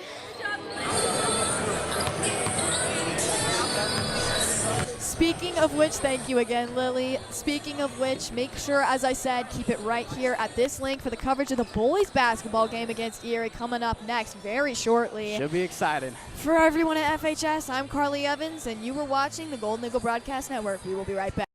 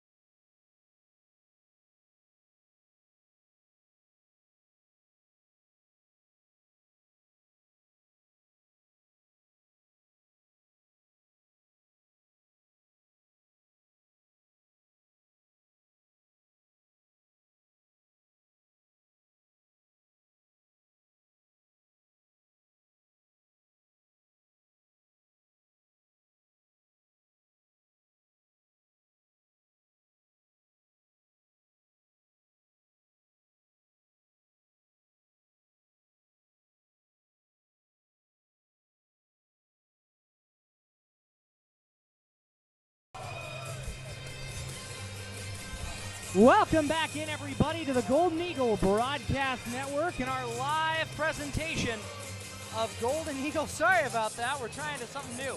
Of Golden Eagle basketball. We're going to get some shots of the halftime break here, see what we can find. Let's go down on the court. Micah, you want to take over here? Take over.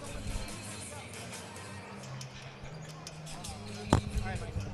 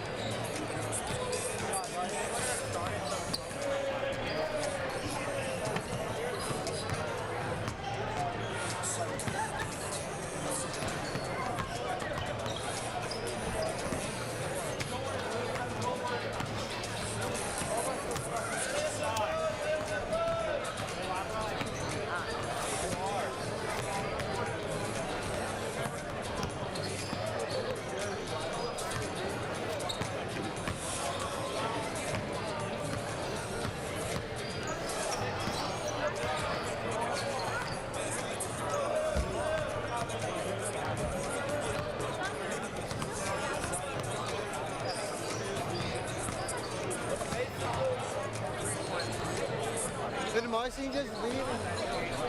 What the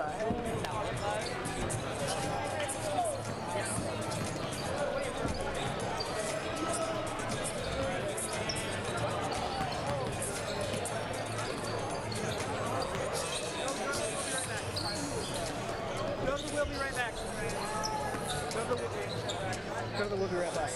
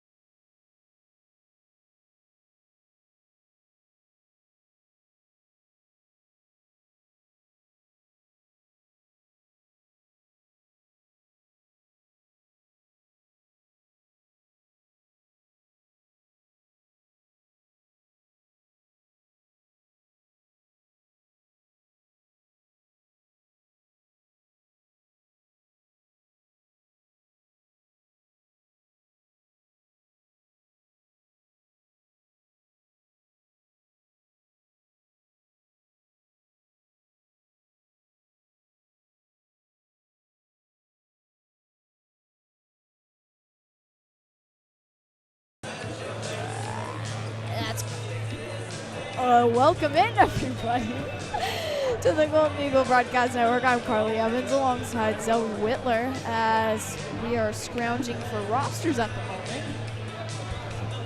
But, Zoe, any anticipations for this game? No, I think it'll be a really good game to watch. I think it'll keep it fun. You know, I haven't seen Green Boys play in a little while, but I have no doubt that they are going to give our Frederick boys some great competition here tonight. So I'm excited to see it. Good evening and welcome to the Tiger Den on the campus of Erie High School. We have high school basketball tonight. It's the Golden Eagles of Frederick in town to take on your Erie Tigers. At this time, let's stand and honor America. Please remove your hats and caps and face the flag. For our national anthem, he is the sophomore Schaefer.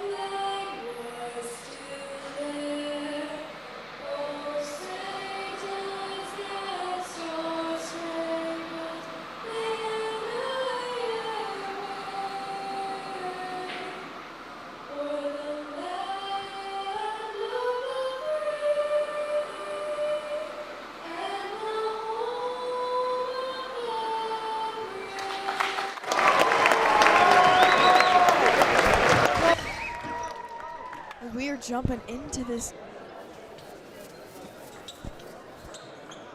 As we are jumping into this game. And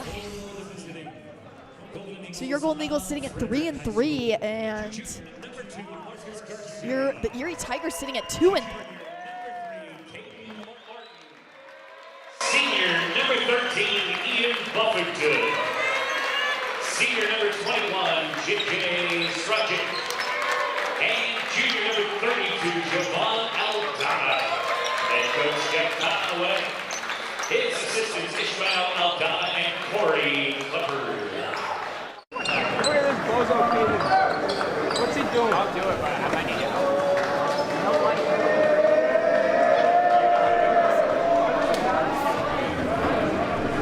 don't want nacho cheese. And now the starting lineup for your Erie Tigers. Junior number 0, Kellen Gebhardt. Sophomore number 3, Chris Smith. Senior number 23, Lucas Lee. Senior number 30, Brayden Hahn. And senior number 33, Marco Martinez. And coach for the Tigers, Jim Perriott. His assistants, Riley Grabo, Bill Giampietro, Herb Welling, Dan Pearson, and Miguel Antia. As we're going to go to the sideline now with Lily McCullough. Thank you, Carly. I feel like tonight's game's gonna be great for the boys. They're really pumped. Coach Klimper said that they're really prepared. So yeah, thank you, Carly. Back to you.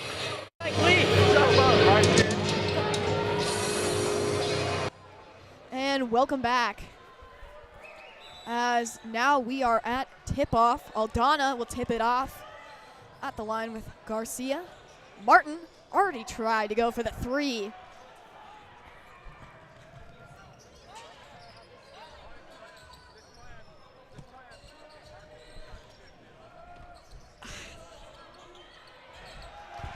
As with that,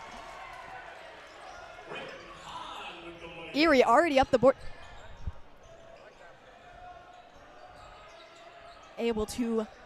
Buffington able to find Strojing. Strojing knocked away in the corner.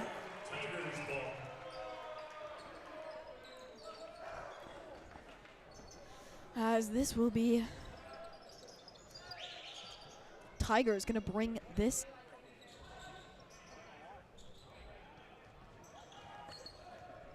The Tigers gonna bring this in.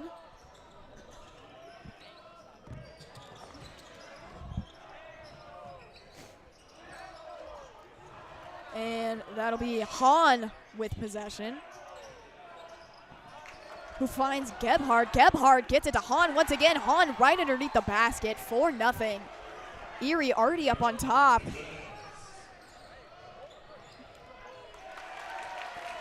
And Frederick able to get some just dump off points by Martin, thankfully. That'll be Gebhardt who will find Smith. Smith who finds Martinez. Martinez searching, manages to dump it back off to Gebhardt in the back of the court. Good coverage.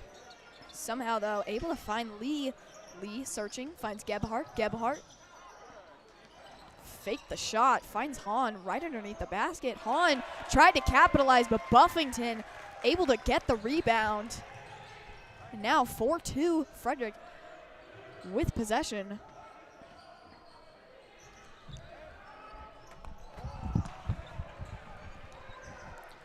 As Gebhardt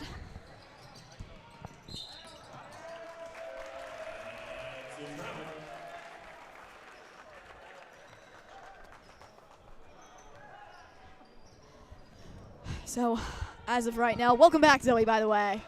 Thank you, sorry. My club coaches came, and I didn't think it would be respectful if I didn't, give them my gratitude for coming all the way down here. As Strojing finds the corner shot. Beauty. Looks right at the rowdy crowd as he makes it. As this will be Gebhardt.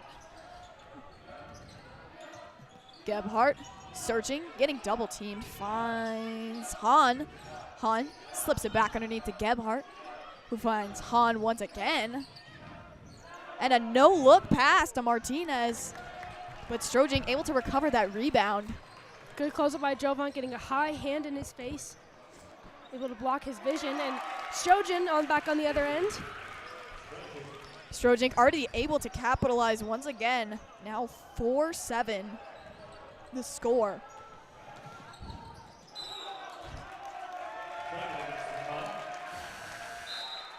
As this will be Frederick's ball.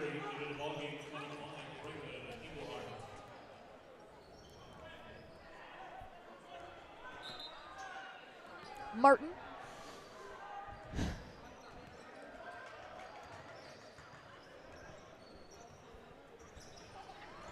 They're just searching. Garcia's searching.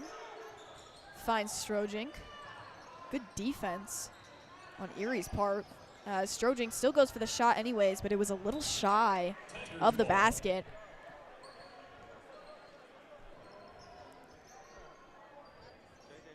As Erie gonna bring this ball into play. Engelhardt finds Gebhardt once again, who finds Hahn. Hahn almost slipped up and lost complete possession. Good defense by both teams here, making it super hard for them to score, contesting their shots, and then when they do go up for one, it's not the easiest. However, like we were talking about last game, Fred just got to watch their fouls here. That is only their first, but still just a good reminder. Unable to capitalize on the easy points.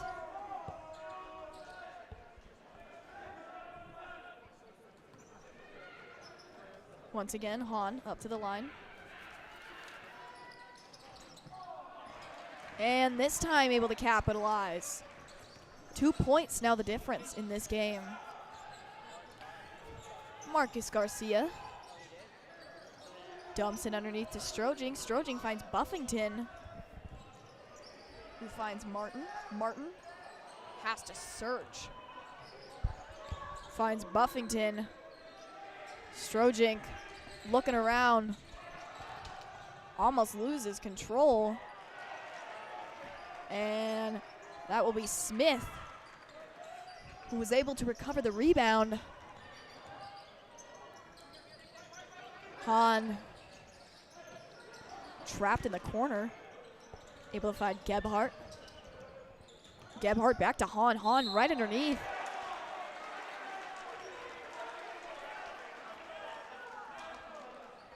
And able to get the call that they were looking for.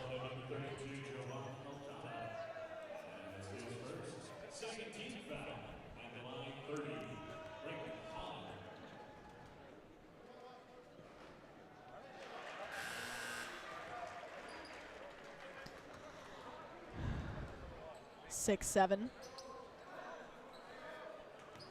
Hahn's second shot.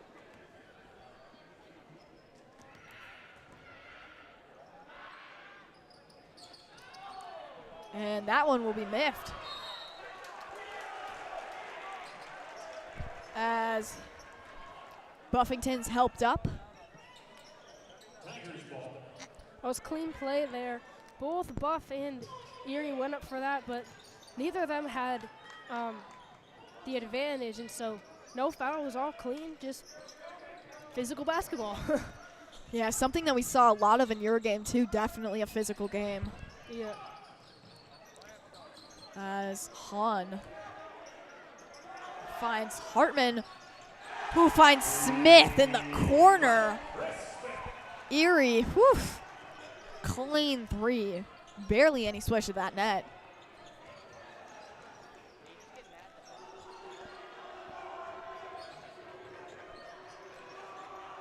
Stroging finds that corner. Tried for the 3, was denied this time.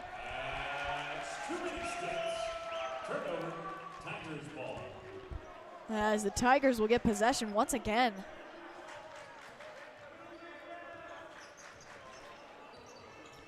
And this will be Gebhardt in possession. Finds Smith. Smith finds Engelhardt.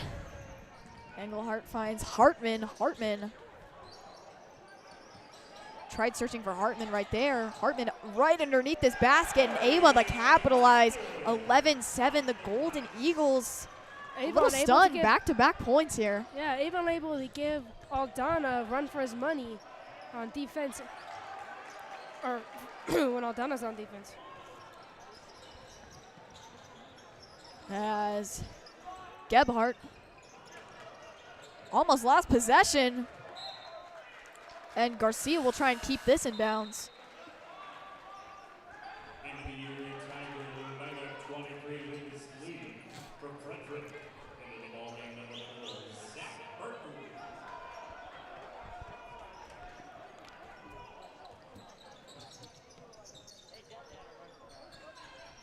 As Lee, recent substitution, being thrown into this game.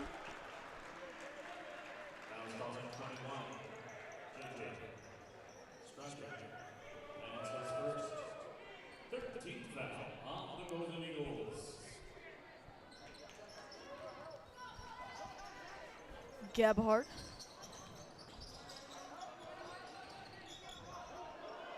Those two just pinballing it off of one another, if my words can word today.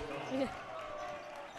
And there have been a lot of travel today called in this game so far, as well as the girls' game. And so as players, you've got to either, really watch your feet, make sure you jump stop, use your pivots well, or be super clear which one is your pivot foot so the refs, don't call you for the travel. Either way, though, you got to make an adjustment. Yeah, it's just a little bit of misdemeanor as Engelhardt was able to grab a hand on that ball, and what a clean 3, Smith.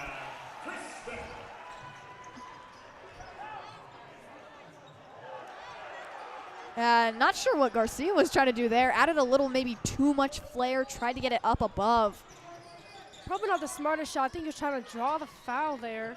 but it was good defense by Erie. Hands up, they had, they were there first, they had position, so there was no foul to be called. Probably not the best shot for Garcia to take, and then Erie will come down on the other end and hit a three, making this 17-7, Erie leading. Frederick will take a timeout. An early lead here for Erie. They've been pretty dominant already. And it's one of those where, some of these threes, they look like impossible shots until it happens. And it's one of those where you can just kind of shake it off and just keep going as best as you can. Don't let their aggressive mentality affect you too much. Not too much, but you do have to make an adjustment. Yep. This is the first team Frederick has seen in a while that has been able to shoot and make just as much as they can. And so they're not used to that. So just like you said, don't overthink it. However, you do have to make an adjustment. They are proving themselves right now, up 10. So got to close out those shooters hard, but still play Fred foul.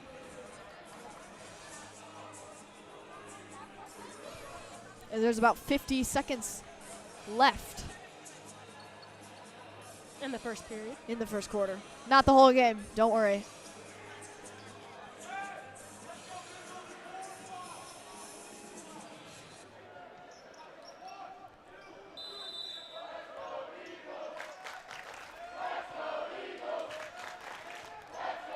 As Garcia will start us off.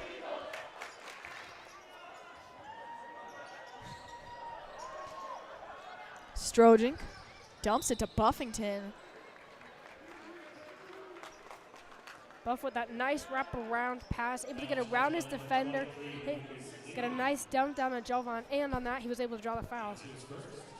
So with this foul, Garcia with possession, in great court position, as Burton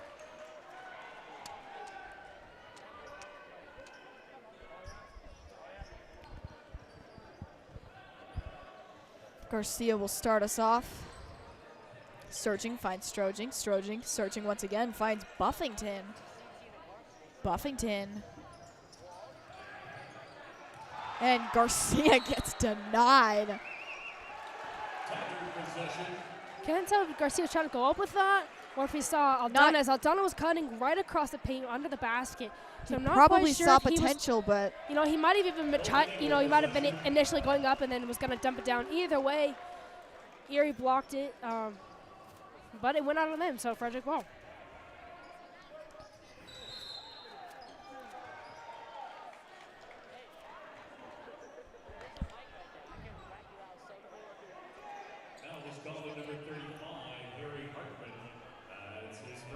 As Hartman is definitely not a short kid, that's for sure. No, and he's been proving that so far. Yeah, like I said earlier, he's giving Aldana a run for his money. Aldana's not going to back down, but it's going to be some fun back and forth. Yeah, both are about, I would say, equal size-wise. About equal size and each able to do their job in the paint.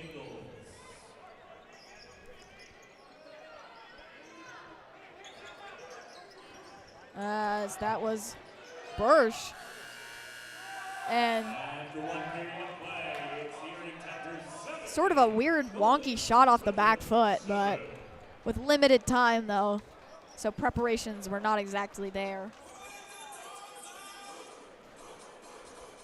As we are going to be right back here on the Golden Eagle Broadcast Network. Spending hours at games, competitions, concerts, and shows, I upload thousands of pictures onto my website, toneimages.smugmug.com.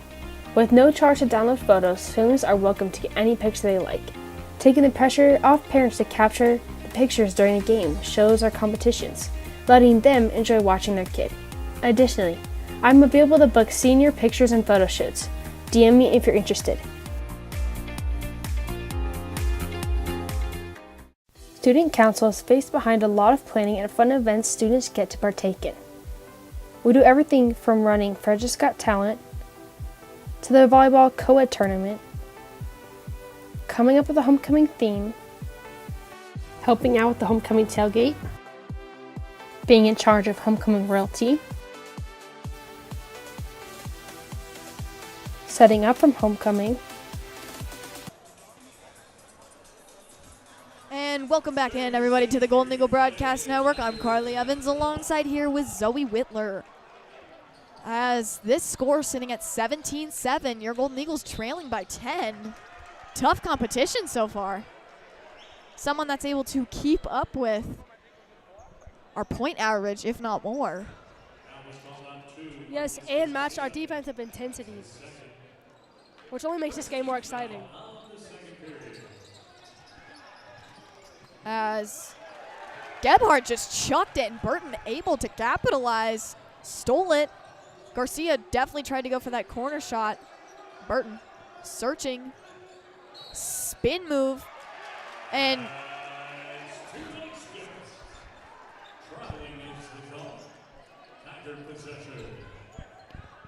little bit out of control there by Barton. Tried to do too much at once. But Frederick, you know, they won't let it get to their heads. They're going to keep, and they're going to capitalize next possession. as Buffington went up a little too early, anticipating him to go up. It was a good play by Erie, waiting for him to fly by and then just able to get up for an easy 2.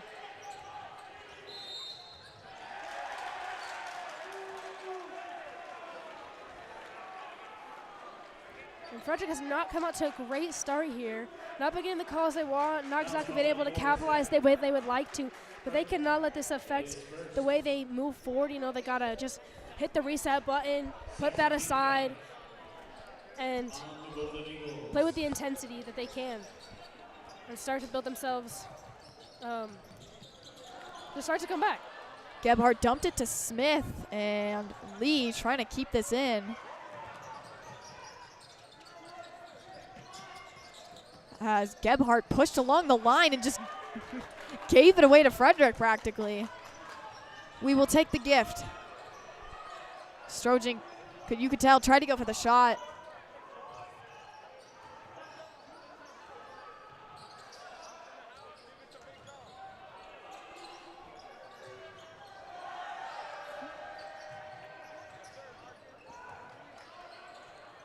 And the three just not quite what they were looking for, not able to capitalize on either scoring opportunity.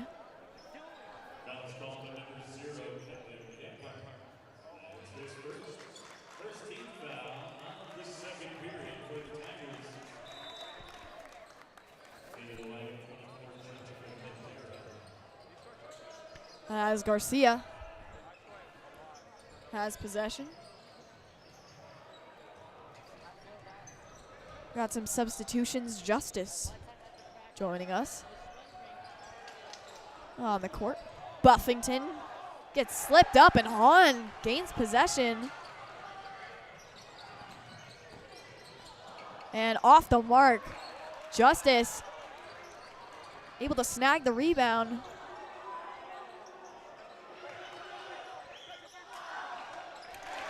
Good putback there. Good putback by Marcus. It was one of those anticipating that if it went that way, there was tons of potential to snag it back from the rebound. Exactly, and being able to read the way that the shot went and being right there in perfect position for the putback. Smart move by Frederick.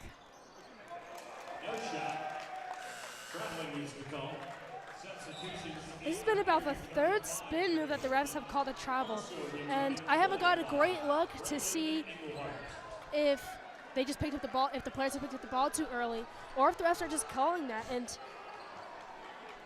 you know, I'm not, like I said, I'm unsure, but for the players, that's another thing you just got to adjust to. If they're going to call the spin moves, you know, you just got to watch it. Yep. Something to keep in mind then. Yeah, because the travel call is not what you want. It's too easy of a turnover. As 10 points, still the difference. 5 minutes to go. As motioning around. Lee gets it to Hartman, and Hartman. That'll be Frederick's 13th foul.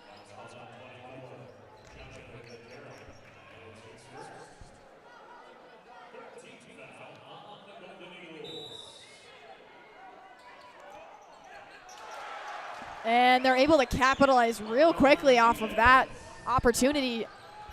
21-9 now. This deficit only growing. As Erie has come out and continued to play with energy and intensity, and they're able to get their shots to go in. Something Frederick cannot do is they cannot start to go ISO. They can't start to want to, answer back with every three. And so that's got to be something they watch out for going forward, is to just keep playing team basketball. That's the way that they're going to be able to come back. As there's a little bit of shoving there underneath the basket. Regardless, Frederick ball.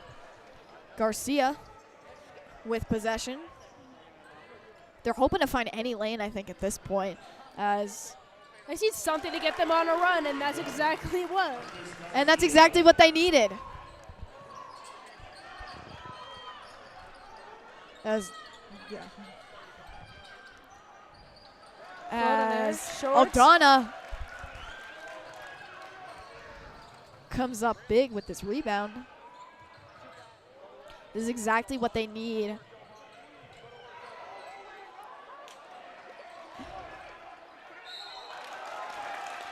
Aldana giving the shot fake, waiting for him to jump, and going right into him to draw the foul. Smart play there.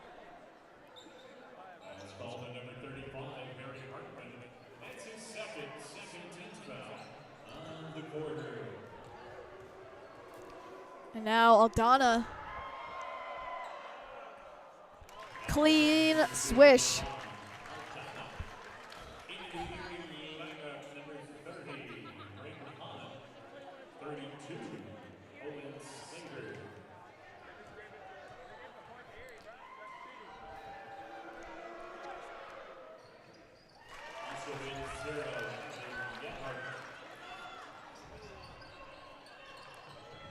As Slater, once again, another Slater, might I add. Siblings from last game. As it's got to be a fun sibling dynamic. You got sister playing on the girl's side, brother playing on the boy's side. Got to cheer each other on. Yep, I'm sure. That's once in a lifetime experience, Yeah, for sure.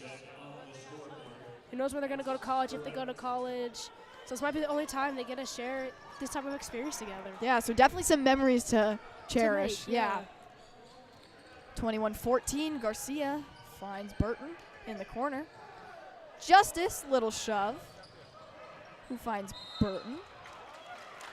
A little too much body was given Burton there. He started out clean, but then you could tell as Burton was kind of going into them. There's I guess it's a certain amount of ground both offense and defense are allowed to, and since he kind of wasn't letting Barton move, it's kind of hard to explain, but essentially he just got to put his body a little bit too much in him. And Garcia with quite a saving snag. Madeira, nobody over there, but Garcia goes for the three regardless and sinks it. Went sort of ladled off the backboard, and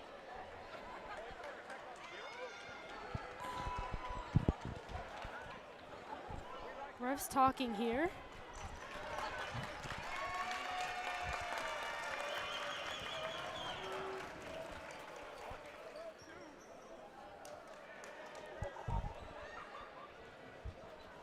So they're calling the and 1-3 here, and they're calling a technical on number 0. Not sure what that technical will be, but that'll be Garcia with one shot. And then so that was for his and 1, so he misses that. And now this will be for the technical.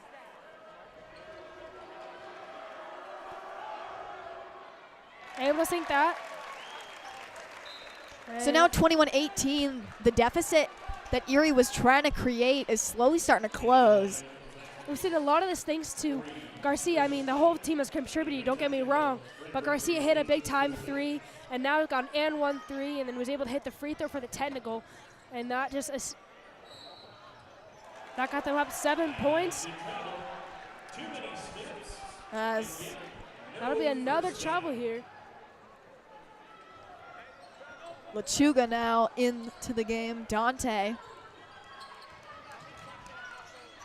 As Gebhardt. 2.5 minutes left in the second quarter.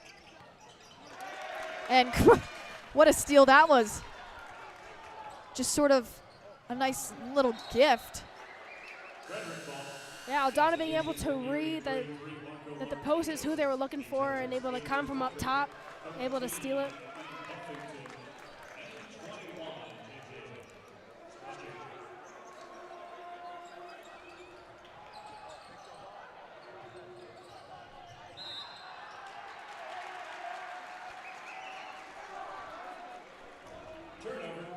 Good defense by the Erie there, forcing Lechuga on the baseline and then guiding him to the baseline and using that as their defender.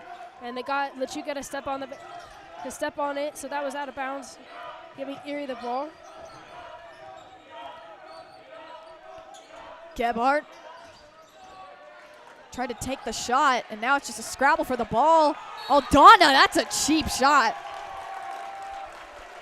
I mean, cheap, I don't know. Foul, yes. It was getting a little physical down there on both sides. It's more fun to exaggerate a little bit.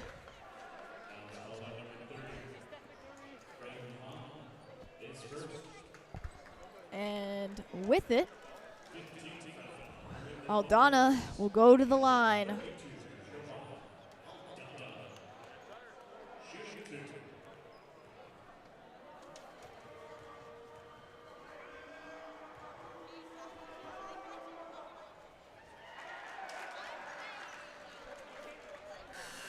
Still 21-18, a little less than 2 minutes in the first half, but second quarter.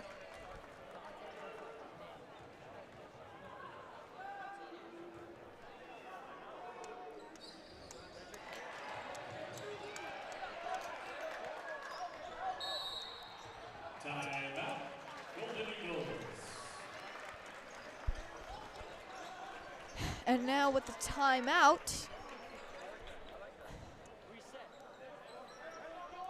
30-second timeout. we are going to go to the sideline now to the third member of our crew. Thank you, Carly. This was definitely a good quarter. You know, they were really doing good. They're really pushing, and the energy is still there. Back to you, Carly. And thank you, Lily, for that. As just a reminder that our broadcast is brought to you in part by United Power. At United Power, we're a proud partner of the Golden Eagle Broadcast Network and proud to power local sports and local schools. United Power, your local Touchstone Energy Cooperative.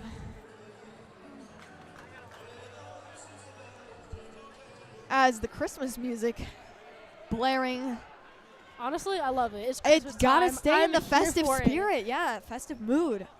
I know, we're just a few days away from Christmas Isn't break. that wild? It's crazy. Finals, woof, that whole thing. For now, though, we're watching a very riveting game, so. Exactly. As, woof. That was a hard slip up there by Scary Martinez. there. He yeah. got up high for that ball. Scary but kind of air. Yeah, he got up, like you said, he got up super high, but his landing was a little iffy. It could have ended in a harsh injury. Thankfully, though, he's doing all right, but since he did have possession of the ball and fell at the same time, it is a travel. So Frederick's ball.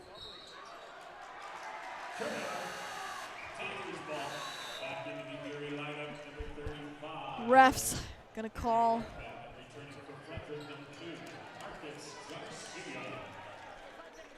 Yes, but as a wise coach once told us, you have to treat refs as blind cheaters that hate you. It's not really true, but if you put your mindset that way, if you think that way when you're playing, then they can call whatever, and you won't get angry. As Hahn will find Gebhardt, who will find Smith. And Sort of a wonky shot, as that was just a clean air ball. Probably just didn't get the proper footing.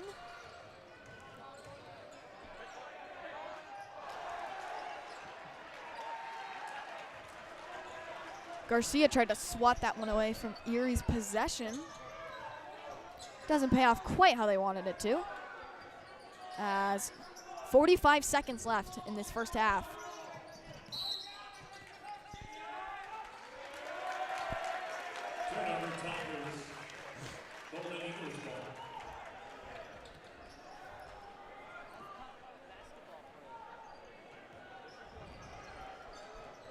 Clock continuing to tick.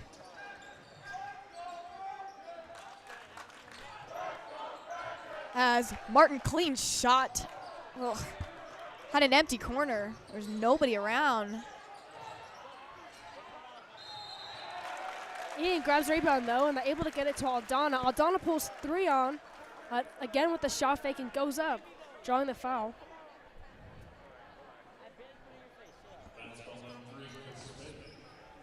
22 seconds now.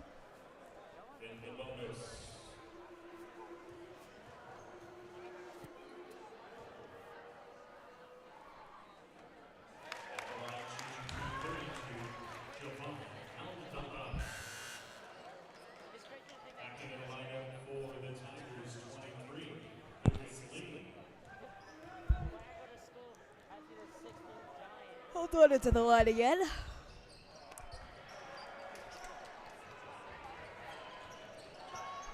(21-19). Hahn finds Gebhardt. As the clock is counting down this quarter, Erie's being patient, waiting for a last-minute shot.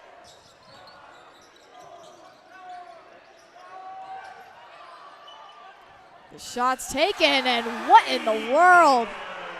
That, an impressive way to wrap that up.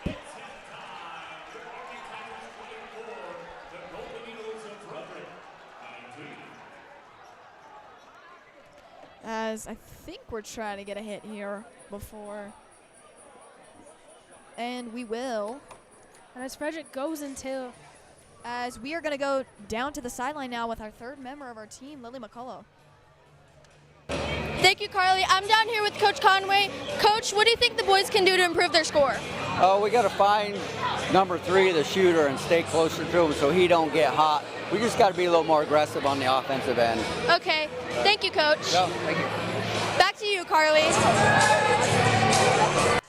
And thank you for that, Lily, as we're going to be right back here on the Golden Eagle Broadcast Network. People love looking back at old photos and reliving their memories. Yearbooks give them a chance to do that. They not only include pictures of people in their classes, but of the activities outside of school too. Sports, concerts, dances, clubs, and performances. It also gives parents the perfect opportunity to be proud of a kid and embarrass them at the same time by buying baby ads. So, if you want to be able to remember those good times, make sure you buy your yearbook soon.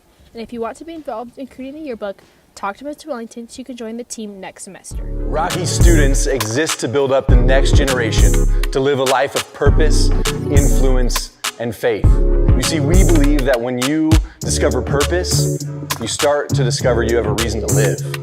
And when you discover you have a reason to live, you start to notice you have influence. And when you lean into that influence, you make an impact. This world needs people like you, the next generation, to discover your purpose and to decide today the leader you want to be tomorrow.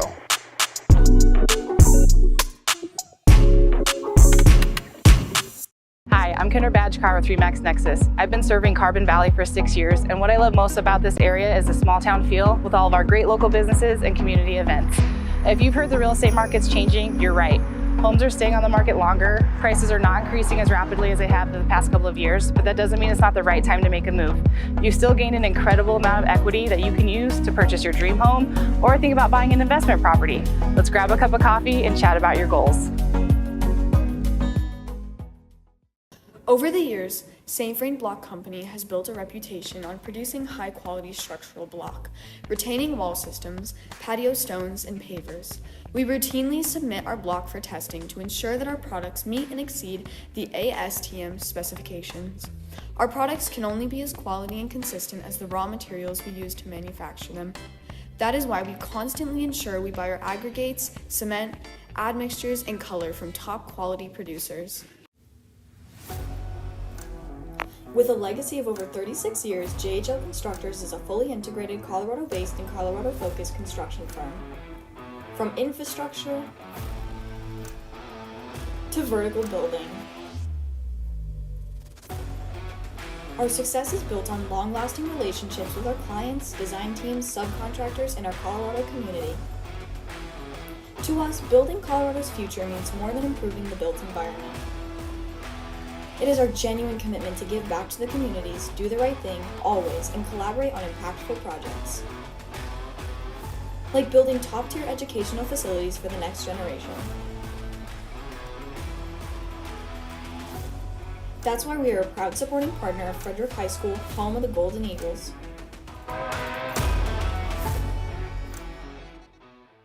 I'm Maddie Precht, school counselor at Frederick High School, and you are watching the Golden Eagle Broadcast Network. Go Golden Eagles! People love looking back at old photos and reliving their memories. Yearbooks give them a chance to do that. They not only include pictures of the people in their classes, but of the activities outside of school too. Sports, concerts, dances, clubs, and performances. It also gives parents the perfect opportunity to be proud of a kid and embarrass them at the same time by buying baby ads. So, if you want to be able to remember those good times, make sure you buy your yearbook soon.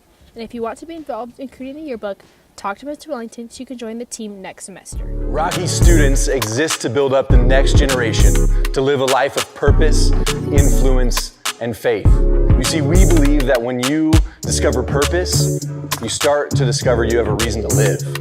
And when you discover you have a reason to live, you start to notice you have influence. And when you lean into that influence, you make an impact. This world needs people like you, the next generation, to discover your purpose and to decide today the leader you want to be tomorrow.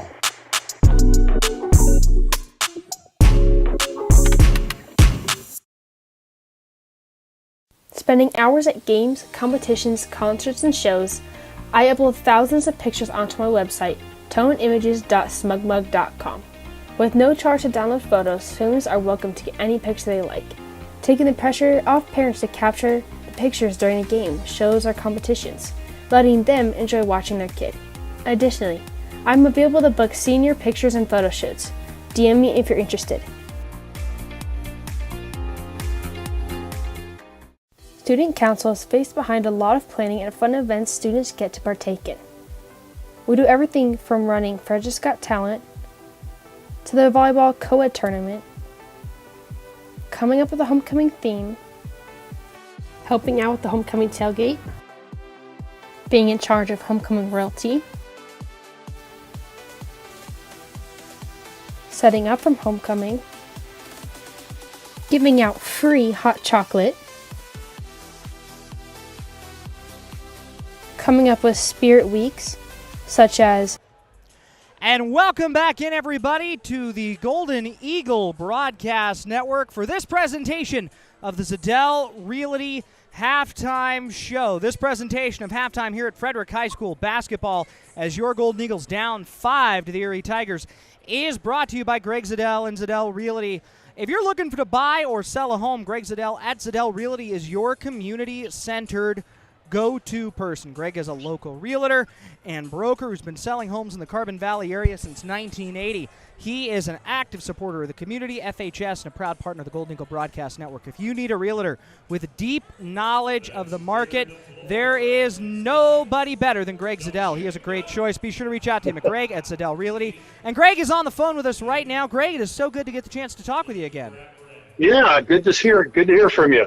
Hey, thank you so much. Good to hear from you. Happy holidays, first of all. We're in the thick of the holiday season and all sorts of good things going on there. Talk to us a little bit, though. You know, that's not really what's been in the news. Lately, we've heard a lot in terms of real estate news about property taxes and about some things going on there.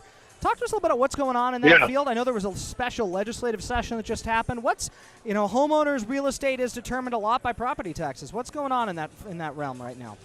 Yeah. So what's happened is this 2023 was a year where the assessments were redone. Every other year, the county assessors reassess properties, and this was that year that happened. And so what happens with the reassessment over the last couple of years, we've seen a rather large increase in home values, and that's great for equity, and it's great if you're selling. But it also means that the values of the properties have gone up for the assessed valuations. So when the county looks at the assessed valuations of the property, and in some cases, they've gone up 20, 30% or more, that's part of the equation for figuring property taxes. So when property taxes are calculated, you have the valuation of the property, which is kind of like an appraisal, and what should be market value or approximates market value, and then a percentage of that for residential, it's around 7%, is what the assessed valuation is, and then that's multiplied times the mill levy to get the property taxes. And so the thing that's happening this year is with the higher valuations, the mill levies are likely to stay pretty close to what they were in the past, means that you're going to have a bigger tax bill. Yeah, that's stressful for a lot of homeowners. Are there anything that homeowners or folks in real estate can do to prepare for that bigger tax bill down the road? Well, the time to protest the valuation of the home is past. So in a couple of years, there'll be a new valuation, so you can a homeowner can protest what the county's valued the property at. Short of that, the local entities like the school district and the fire district and the towns and here in the Carbon Valley area, we have several different districts that your property is located in. They all set their own mill levies, and that process has been going on for the budgets over the last few weeks, and that has to be finalized here before the end of the year.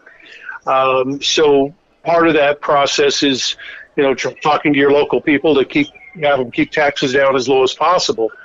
But assuming that those things don't change, then the best thing for a homeowner to do is do a little bit of planning, because once those assessed valuations come out right after the first of the year, those property tax bills come out after the first of the year, you're going to need to start thinking about how much your monthly payment might change. And because if somebody has a mortgage payment, typically the taxes are included with that mortgage payment. So they need to be planning on that payment going up and possibly needing to make up a deficit in the escrow account. And then if somebody does not have a loan, which, a lot of people may not have a loan, they still need to save up that money so that they can, when those taxes come due this next year, if you're paying your own taxes, you can pay all of it in April, or you can pay half in February and half in June. You just got to plan for it. That is absolutely something you got to plan for. And Greg, we're actually back to action here, so we appreciate okay. We appreciate that. It was a fast halftime, and our crew is back and ready to roll. So we're going to hand it right over to them. But Greg, thank you so much. Greg Zadel, your community-centered realtor here on the Greg Zadel and the Zadel Realty Halftime Show. Greg, thank you so much. Thanks, Jake. Talk to you soon. We'll talk to you soon.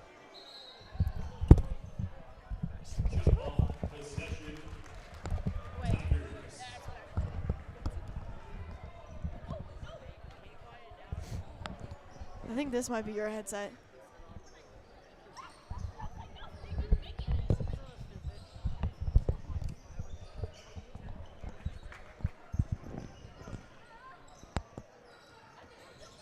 As we are live at the moment. And that was indeed not my headset. So, welcome back in, ladies and gentlemen, to the Golden Eagle Broadcast Network. I'm Carly Evans alongside here with Zoe Wittler, as there is not as much a score deficit as there was early in this game, as this score has kind of narrowed down 24-19. Erie still on top. But Frederick able to find their momentum to start crawling back into this game, and that'll be a charge on Erie. or an offensive foul. Frederick's ball on the baseline.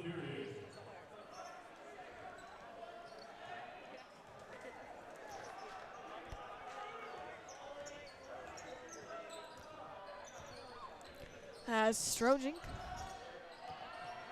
will hold possession, searching, getting double teams. Buffington in traffic, finds Garcia in the corner, wide open, and what should have been a clean shot. Garcia gets right around his defender, lays it in for 2. Although it doesn't pay off the way they necessarily intended it to, it's still points. Exactly. And we will take that.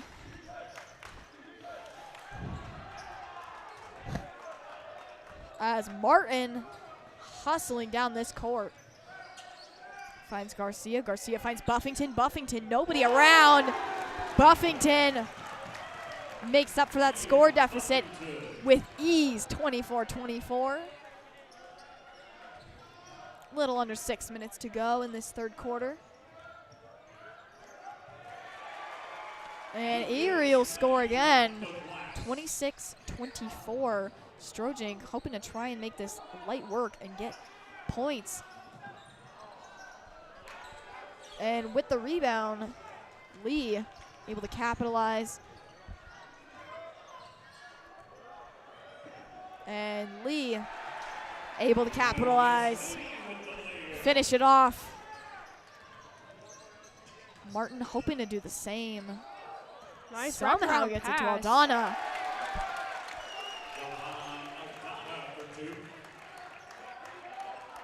It was great vision by Martin, able to find Aldana and then gave him a great pass. And Aldana able to finish, closing the gap to 2.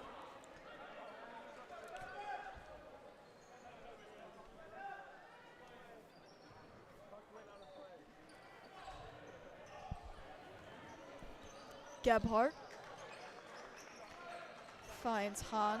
Han finds Lee.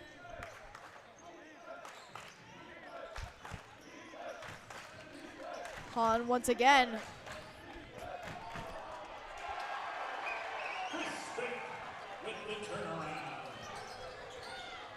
And now 30-26. Martin, you can tell, tried to go for the shot. And what a pinball machine that shot was.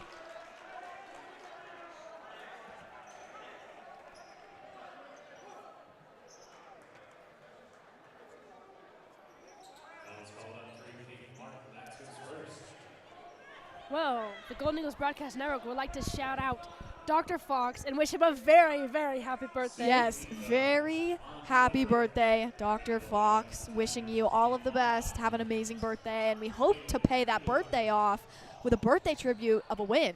So, let's see what our boys can do. Exactly.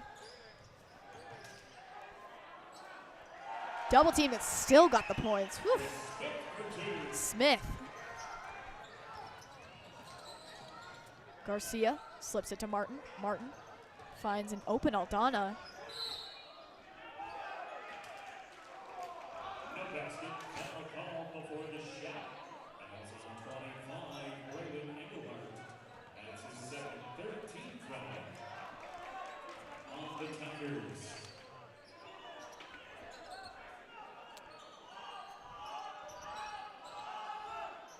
As Buffington wide open, clean shot, couldn't have portrayed that better than what they needed. Aldana able to take able to captivate everyone's eyes on him, finding out Buff wide open on the left wing there.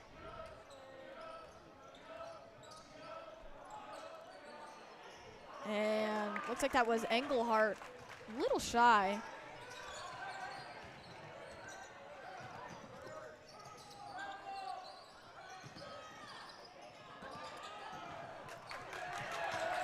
Somehow able to keep that in.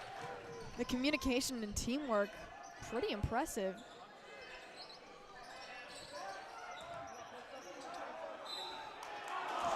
Oof. As that thing bounced out and had a mind of its own.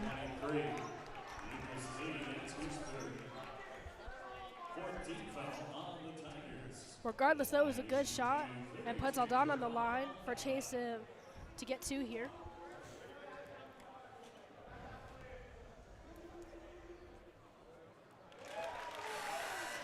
Easy. Returning to the Erie lineup, 35, Harry Hartman. Also in the lineup, 30, Rick Hahn.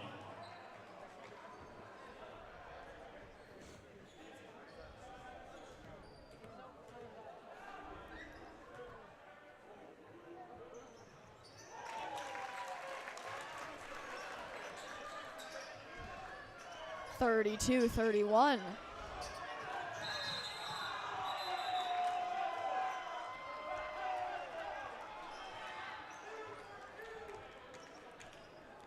Looks like the coach called a timeout and one ref had a foul, so they will talk about which one was called first, and they will decide the timeout was called. Timeout, Tigers. 30-second timeout. Coaches gonna have a little chat. As this has been, as I put it, a very riveting game. It's been a close game. A close physical game indeed. Not necessarily like high point-wise, like scoring-wise, but I think just the aggressive nature behind it has made it that much more of a good game because it's not just shot after shot after shot with points. It's more so smart, as we're going to go down to the third member of our crew, Lily McCullough. Thank you, Carly. This quarter is definitely going pretty good, I think. The boys are, like, the energy is just really great. The score is going up, and it's pretty close. Back to you, Carly.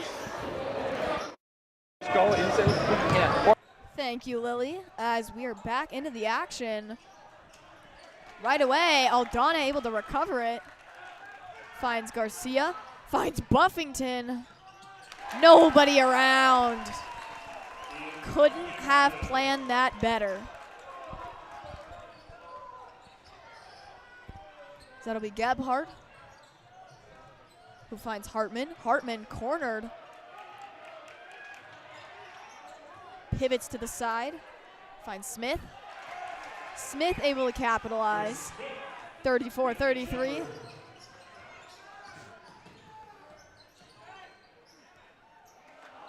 Stronging, bit of a spin.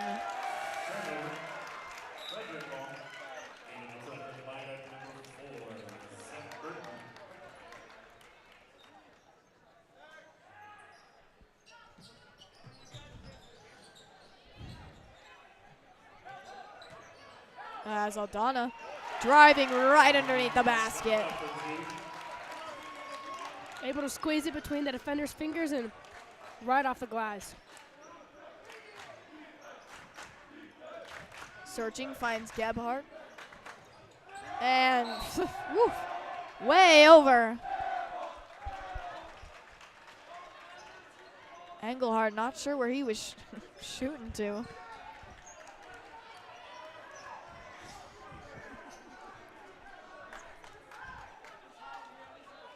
Aldana looking tired here. He's been working his butt off down there in the paint. Yeah, he's had himself a game.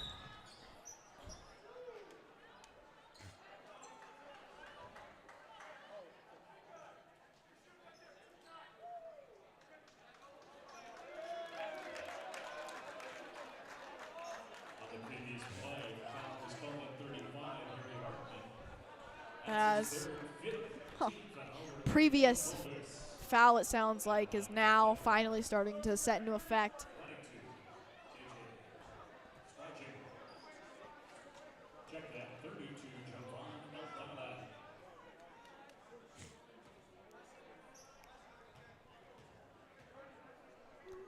Aldana.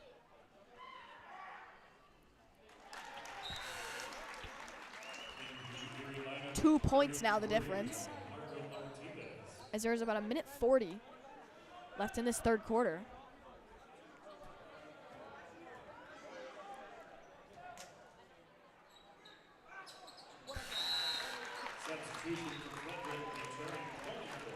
And nailed that shot.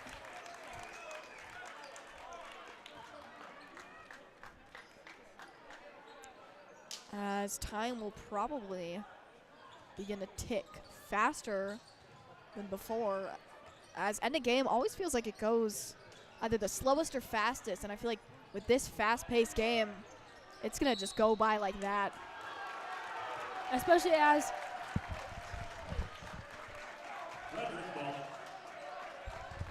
sorry, I thought I was about to sneeze. I didn't want to sneeze right into the mic. But especially as it's been a close game and a high-intense game, it's keeping it, the time's going by fast. The boys are keeping it entertaining. As that just soared.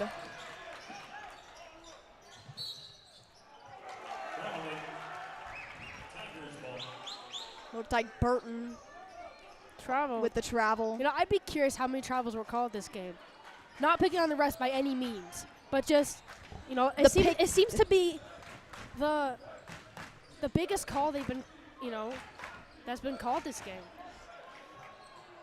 Yeah, it seems as though the refs are a little picky whenever it comes to that.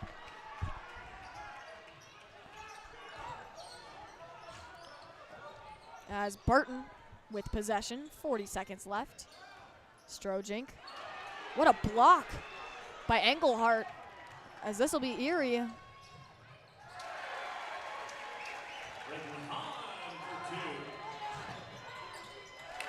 And Buffington able to score right back, clapped back, points of his own. They were not even phased. Buff just ran back and they chucked it up.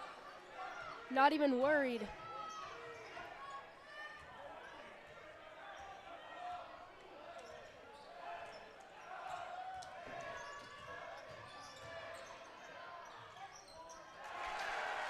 And within the last few seconds,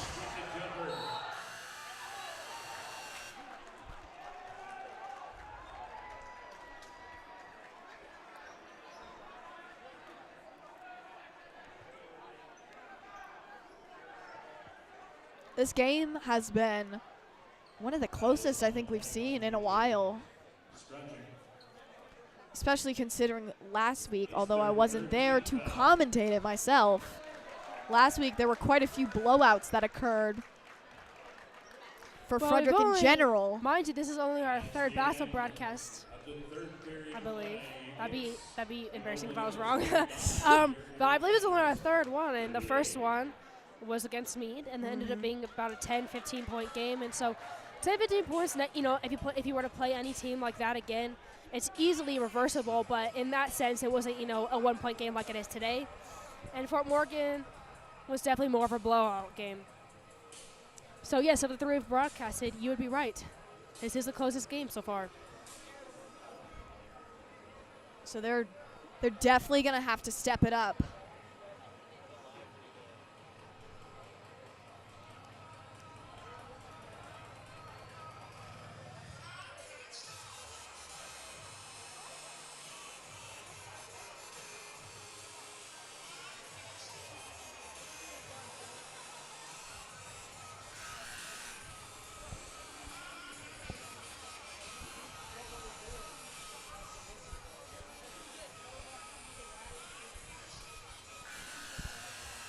And I want to apologize if you can't really hear my voice very well. I've been losing it these past couple of days, and so I'm doing my best to talk loud for you, but I do want to apologize if you're having a little bit of a hard time. My voice is not at its normal strength. Sometimes voices do not want to cooperate. Mine's done that before in a broadcast, and it's not fun. Because then you're stuck with the voice cracks and the quiet talking. And it's exactly, but so it is what it is. Yep, it is what it is, as Burton will kind of panhandle it to Garcia. And Buffington gets the call, looks like.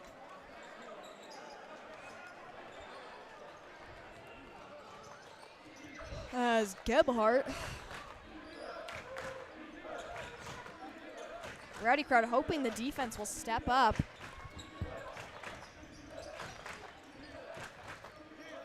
Trying to find good placement. Buffington bats it and saves it. And yep. Frederick's ball. 1 point difference in this game.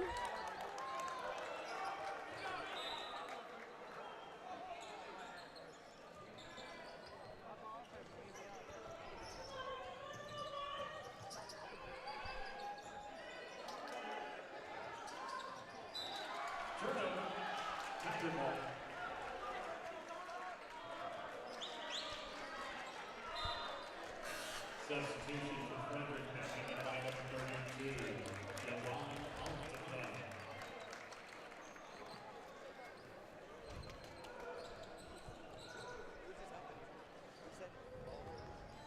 As that'll be Gebhardt, who almost loses it himself. Who finds Hahn. Ooh, who finds a wide open corner shot by Gebhardt, which was muffed. Once again, they gotta control these corners. They're kind of struggling and leaving these open. But a beautiful steal as Aldana, green grass in front.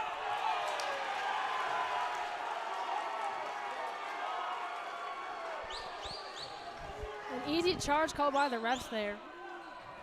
Erie had their feet set well before Aldana made contact.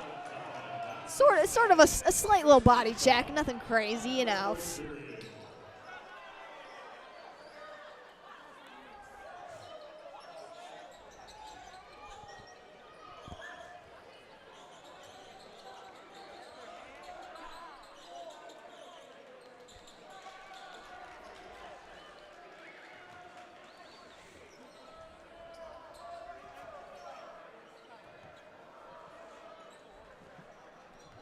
As they clean up the court, looks like.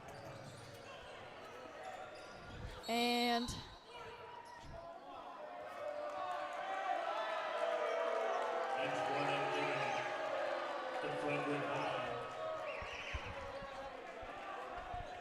as Coach Collins received a warning there. Not really sure what he said to get Wayne to give him that, but Conway not too pleased about that. Not too pleased, but you can see, he had to respect it. He doesn't want a technical in this, in the game. It's too close. They can't afford that.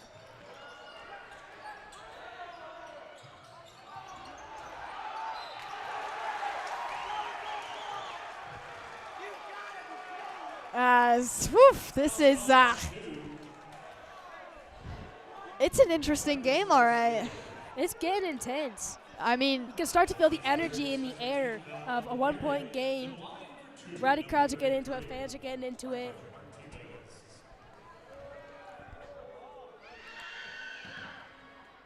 As now this game is all tied. 39-39 with 6:16 left in this game.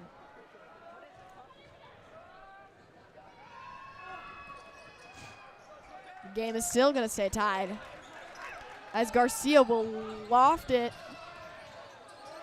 down the court, finds Strojink, and Strojink will just tip it up. And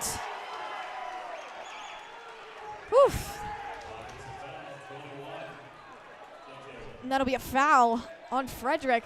Honestly, this reffing has been questionable both games. But honestly, that was a good play by Erie. They're seeing that it Frederick's was. wanting to drive. They're wanting to attack really hard, which is good if you're Frederick. You need to attack hard. You can't be wimpy. But with that, it's giving Erie the opportunity to take those charges and get two of them back to back. So Frederick's got to try and adjust here. Yeah, as you put it, adjusting is kind of necessary. As Lee tries to sneak it to Gebhardt. Gebhardt trying to find a clean shot. Doesn't find anything, slips underneath.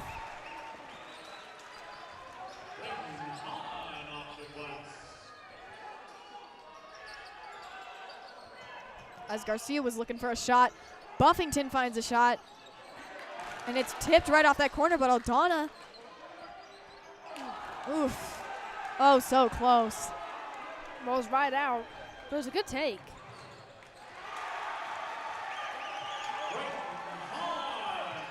(43-39), 5 minutes left in this game. As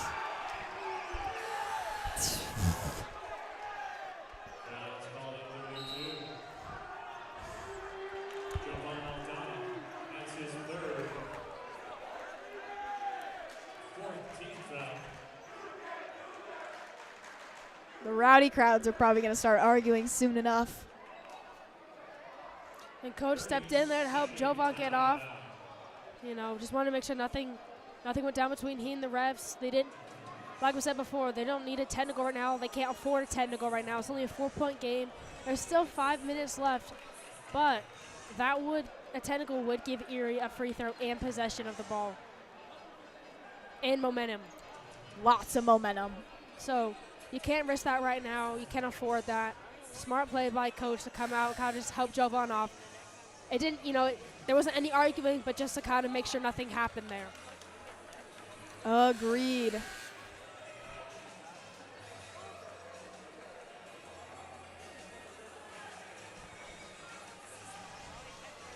Looks like they're getting on to the coaches.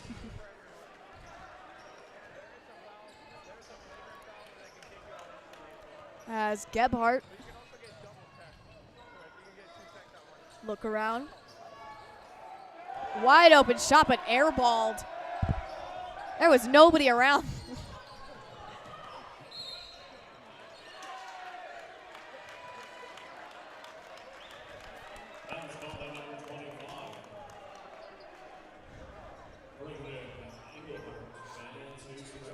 So not exactly the cleanest game, at least according to the refs.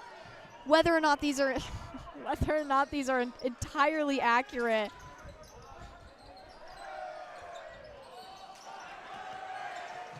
Barton hustles, gets his own rebound. As Burton able to keep it in.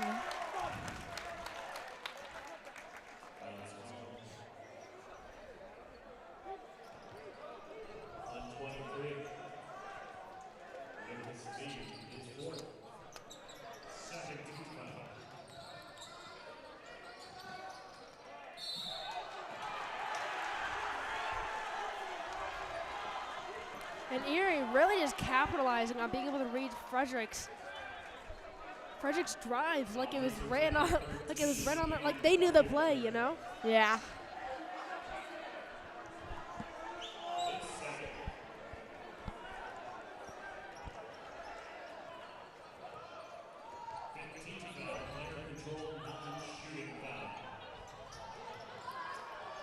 As smart timeout decision, I think, for Erie, as they're starting to realize they're gaining momentum. And yeah, for Erie, you're up 4 minutes left. You need to know time and score. You're not up by enough with little amounts of time left to waste on the clock. But you don't want to force a shot either. You don't not want to score, but you also need to take the best shot. Agreed. As there's been a lot of, I think, messy, at least according to the refs, as I said, messy gameplay, and so cleaning the act up to kind of please the refs in a sense, make them at least stop calling these travel calls. Bare minimum. It all depends, and it's hard to say. You might not agree with the refs, but at the same time, game keeps going on. It is what it is. Game keeps going on, and for Frederick, they haven't been able to build off momentum or create energy off of plays they've made because they've been getting either charge calls or they've been getting fouled, like Jovan's illegal screen called, and that all takes away from potential energy created. Besides, the points scored, and Erie's been able to build off of that, and so, game keeps going on. You just gotta keep working. Agreed.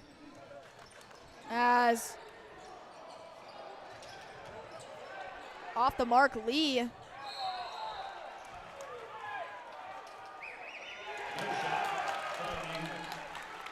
Anticipated that one.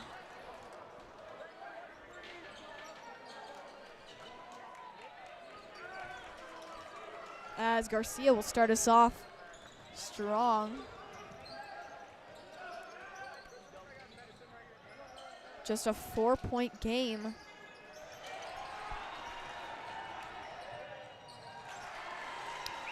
As that was quite a steal. Snatched.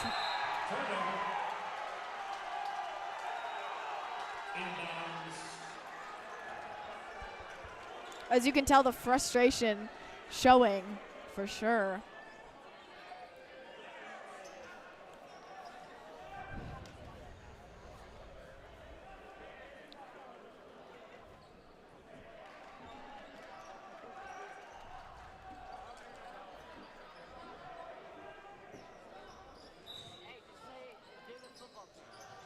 Gebhardt got to bring this one in. 45-39 the difference. Gebhardt once again.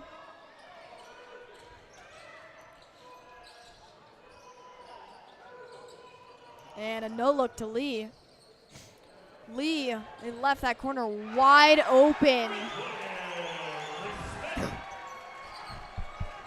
I'd win this game to a 9-point game.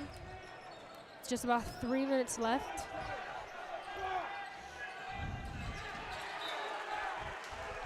As Buffington, there was no one around him, and Garcia, I think, just turned a blind eye.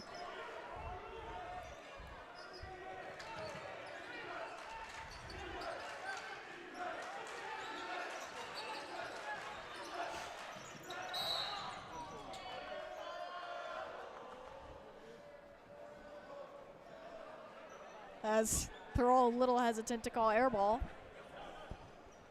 It's unsure what the call is. Garcia shot from up top when the whistle blew, but looks like Wayne was looking down low, so. And it looks like it must have been Gebhardt. Must have been something, down low, offside of where Garcia was. So he won't be shooting, but it will be Frederick's ball on the baseline as they inbound it.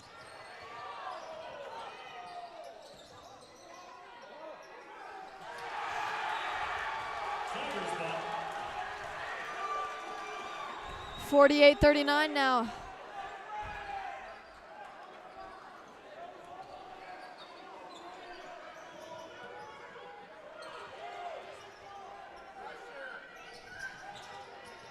As Frederick, I think, has to do a better job of pressing. They're kind of leaving these wide open alleys for Erie, which is easier said than done. But right now, they got to create some energy fast. Their bench is quiet. Erie's able to build off of it. Erie's on a run right now. It's a ton of things going for them. Frederick, not so much.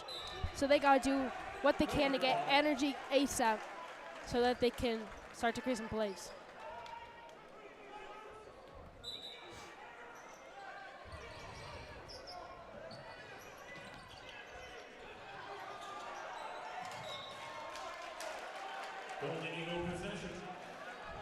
That'll be Golden Eagle. Burton. Timeout. Smart decision. You can tell the nerves, I think, are starting to set in, and so is the frustration. The frustration is really eminent. And Frederick's got to be smart here. They have to get threes off. They're down 11, 2 minutes. They have to get threes, but they got to be smart. Erie knows they need threes, so they're going to look to block those. They're going to, look to anticipate them. So Frederick's got to be careful here. They got to be smart.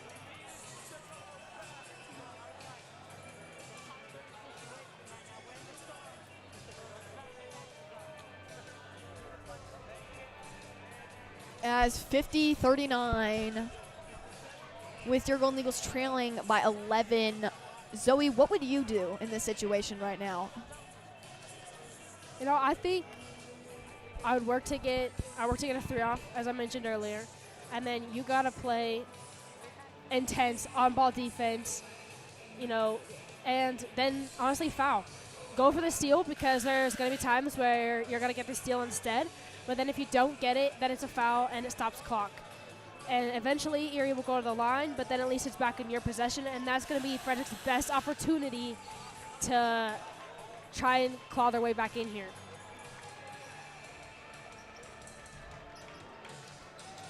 So with that, we shall see what they do with 2 minutes, 5 seconds left. Able to find Buffington. Buffington tried to look for the shot. Strojnik able to keep possession. Erie doing a good job of closing out all the potential threes. As they're doing a good job, Erie is, of closing these lanes. Any opportunities that Frederick thinks they have, They're blocking.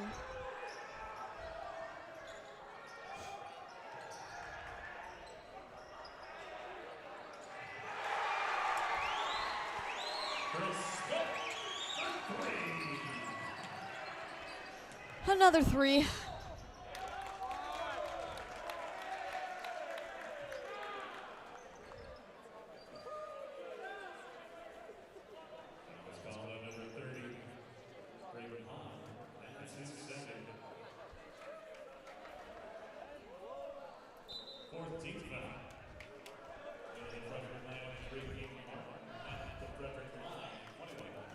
Fifty-three, 41. Minute 25 left.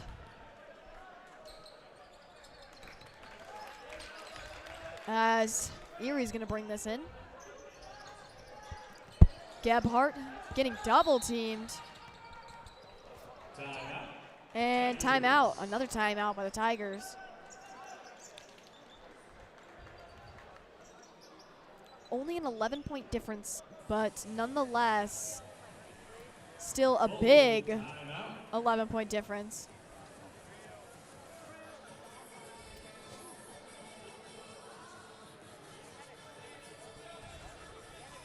You know, we've heard people around us saying that Frederick's energy is low on the bench, and they're right. Frederick's bench has been absolutely quiet during this. And so gonna have to bring that energy up. You know, I can sympathize with it. It's really hard to create it when things aren't going your way, but it's also not helping them. No energy isn't helping them. It's not allowing the players to feed off of something. And as Dante DeChuca shared with us, when I was talking to him, and I mentioned this a little bit our previous game, he said that, you know, coach had been yapping at them that they need to have energy. And last game, I thought they did a good job of improving that, but I think this game they kind of slacked, if I'm being quite honest, to create that energy that they need.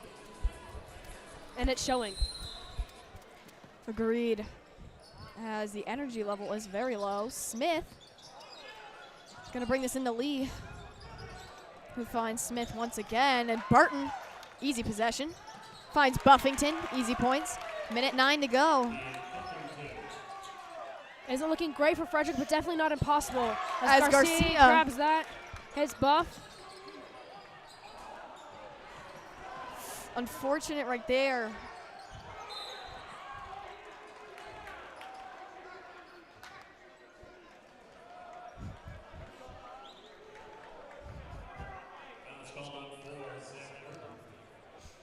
And 53 seconds left. Same amount of points that are scored by Erie at the moment.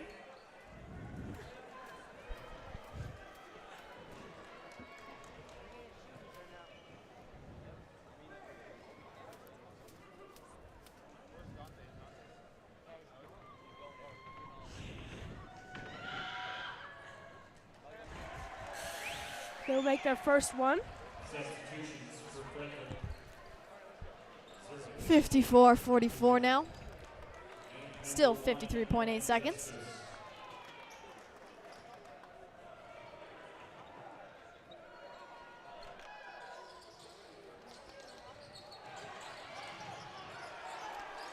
As that'll be Hahn.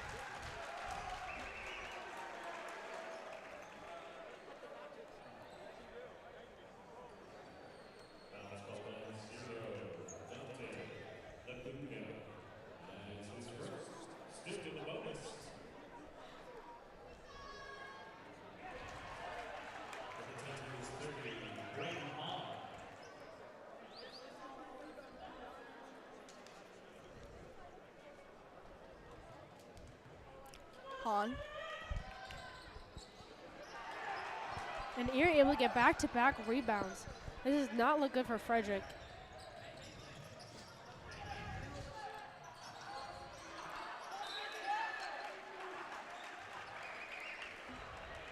And put Erie back on the line. They're doing what I thought might happen, where they're fouling to stop clock so they can get the ball. However, Frederick hasn't been able to get the ball. They're letting Erie get that rebound, and it's not doing them well. Erie's been able to get back twice to the free throw line. and they're capitalizing on it.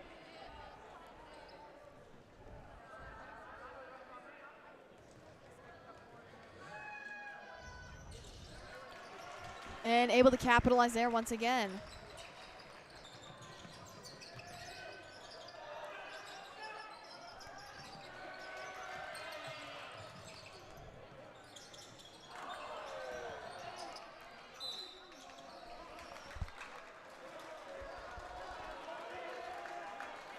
You know, Frederick's still fighting, and I hate to say it, but it does look like Frederick will come up with this loss. This will put them at 3-4. 3-4. Yeah, with 25 seconds left, there's only so much you can hope for if the score is 57-44. Not to put a damper on anyone's day, of course. Exactly, and I hate to be the one that just, you know, says it's over before it's over, but it is looking like Frederick will take the L, as this will be their last game before Christmas break. But they'll go back in the gym, they'll start putting the work in as they'll prepare for Roosevelt in January.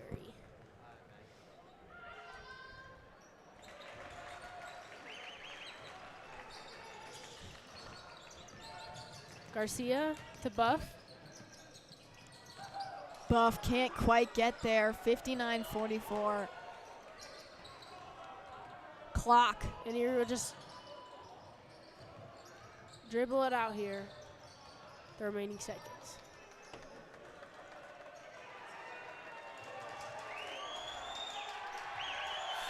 As what a win by the Erie Tigers. 59-44.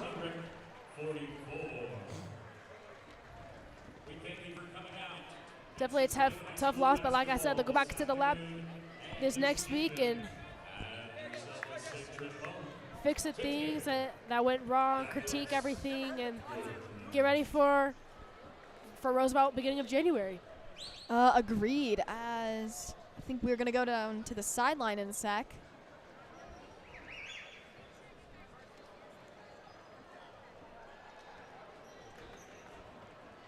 As it was still an entertaining game nonetheless, I would say. Absolutely, and it was neck and neck right until the very end, keeping this fun, giving the parents, the kids, the students exactly what they came for, exactly what they hoped for. This is a well-rewarding game.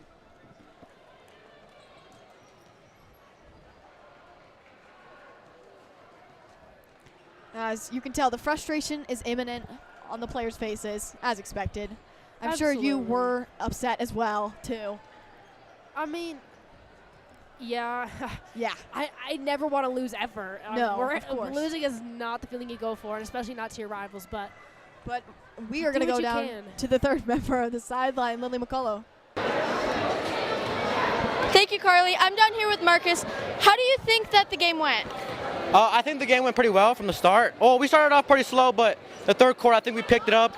And the fourth quarter, I think they just took off with it. Okay, and what's one thing you guys think you could have done better as a team? I think limit turnovers. In the first quarter, we had 11. So I think if we limit those and get offensive boards and defensive boards, then this game's pretty close. Okay, thank you, Marcus. Yes, of course. Back to you, Carly. And with that,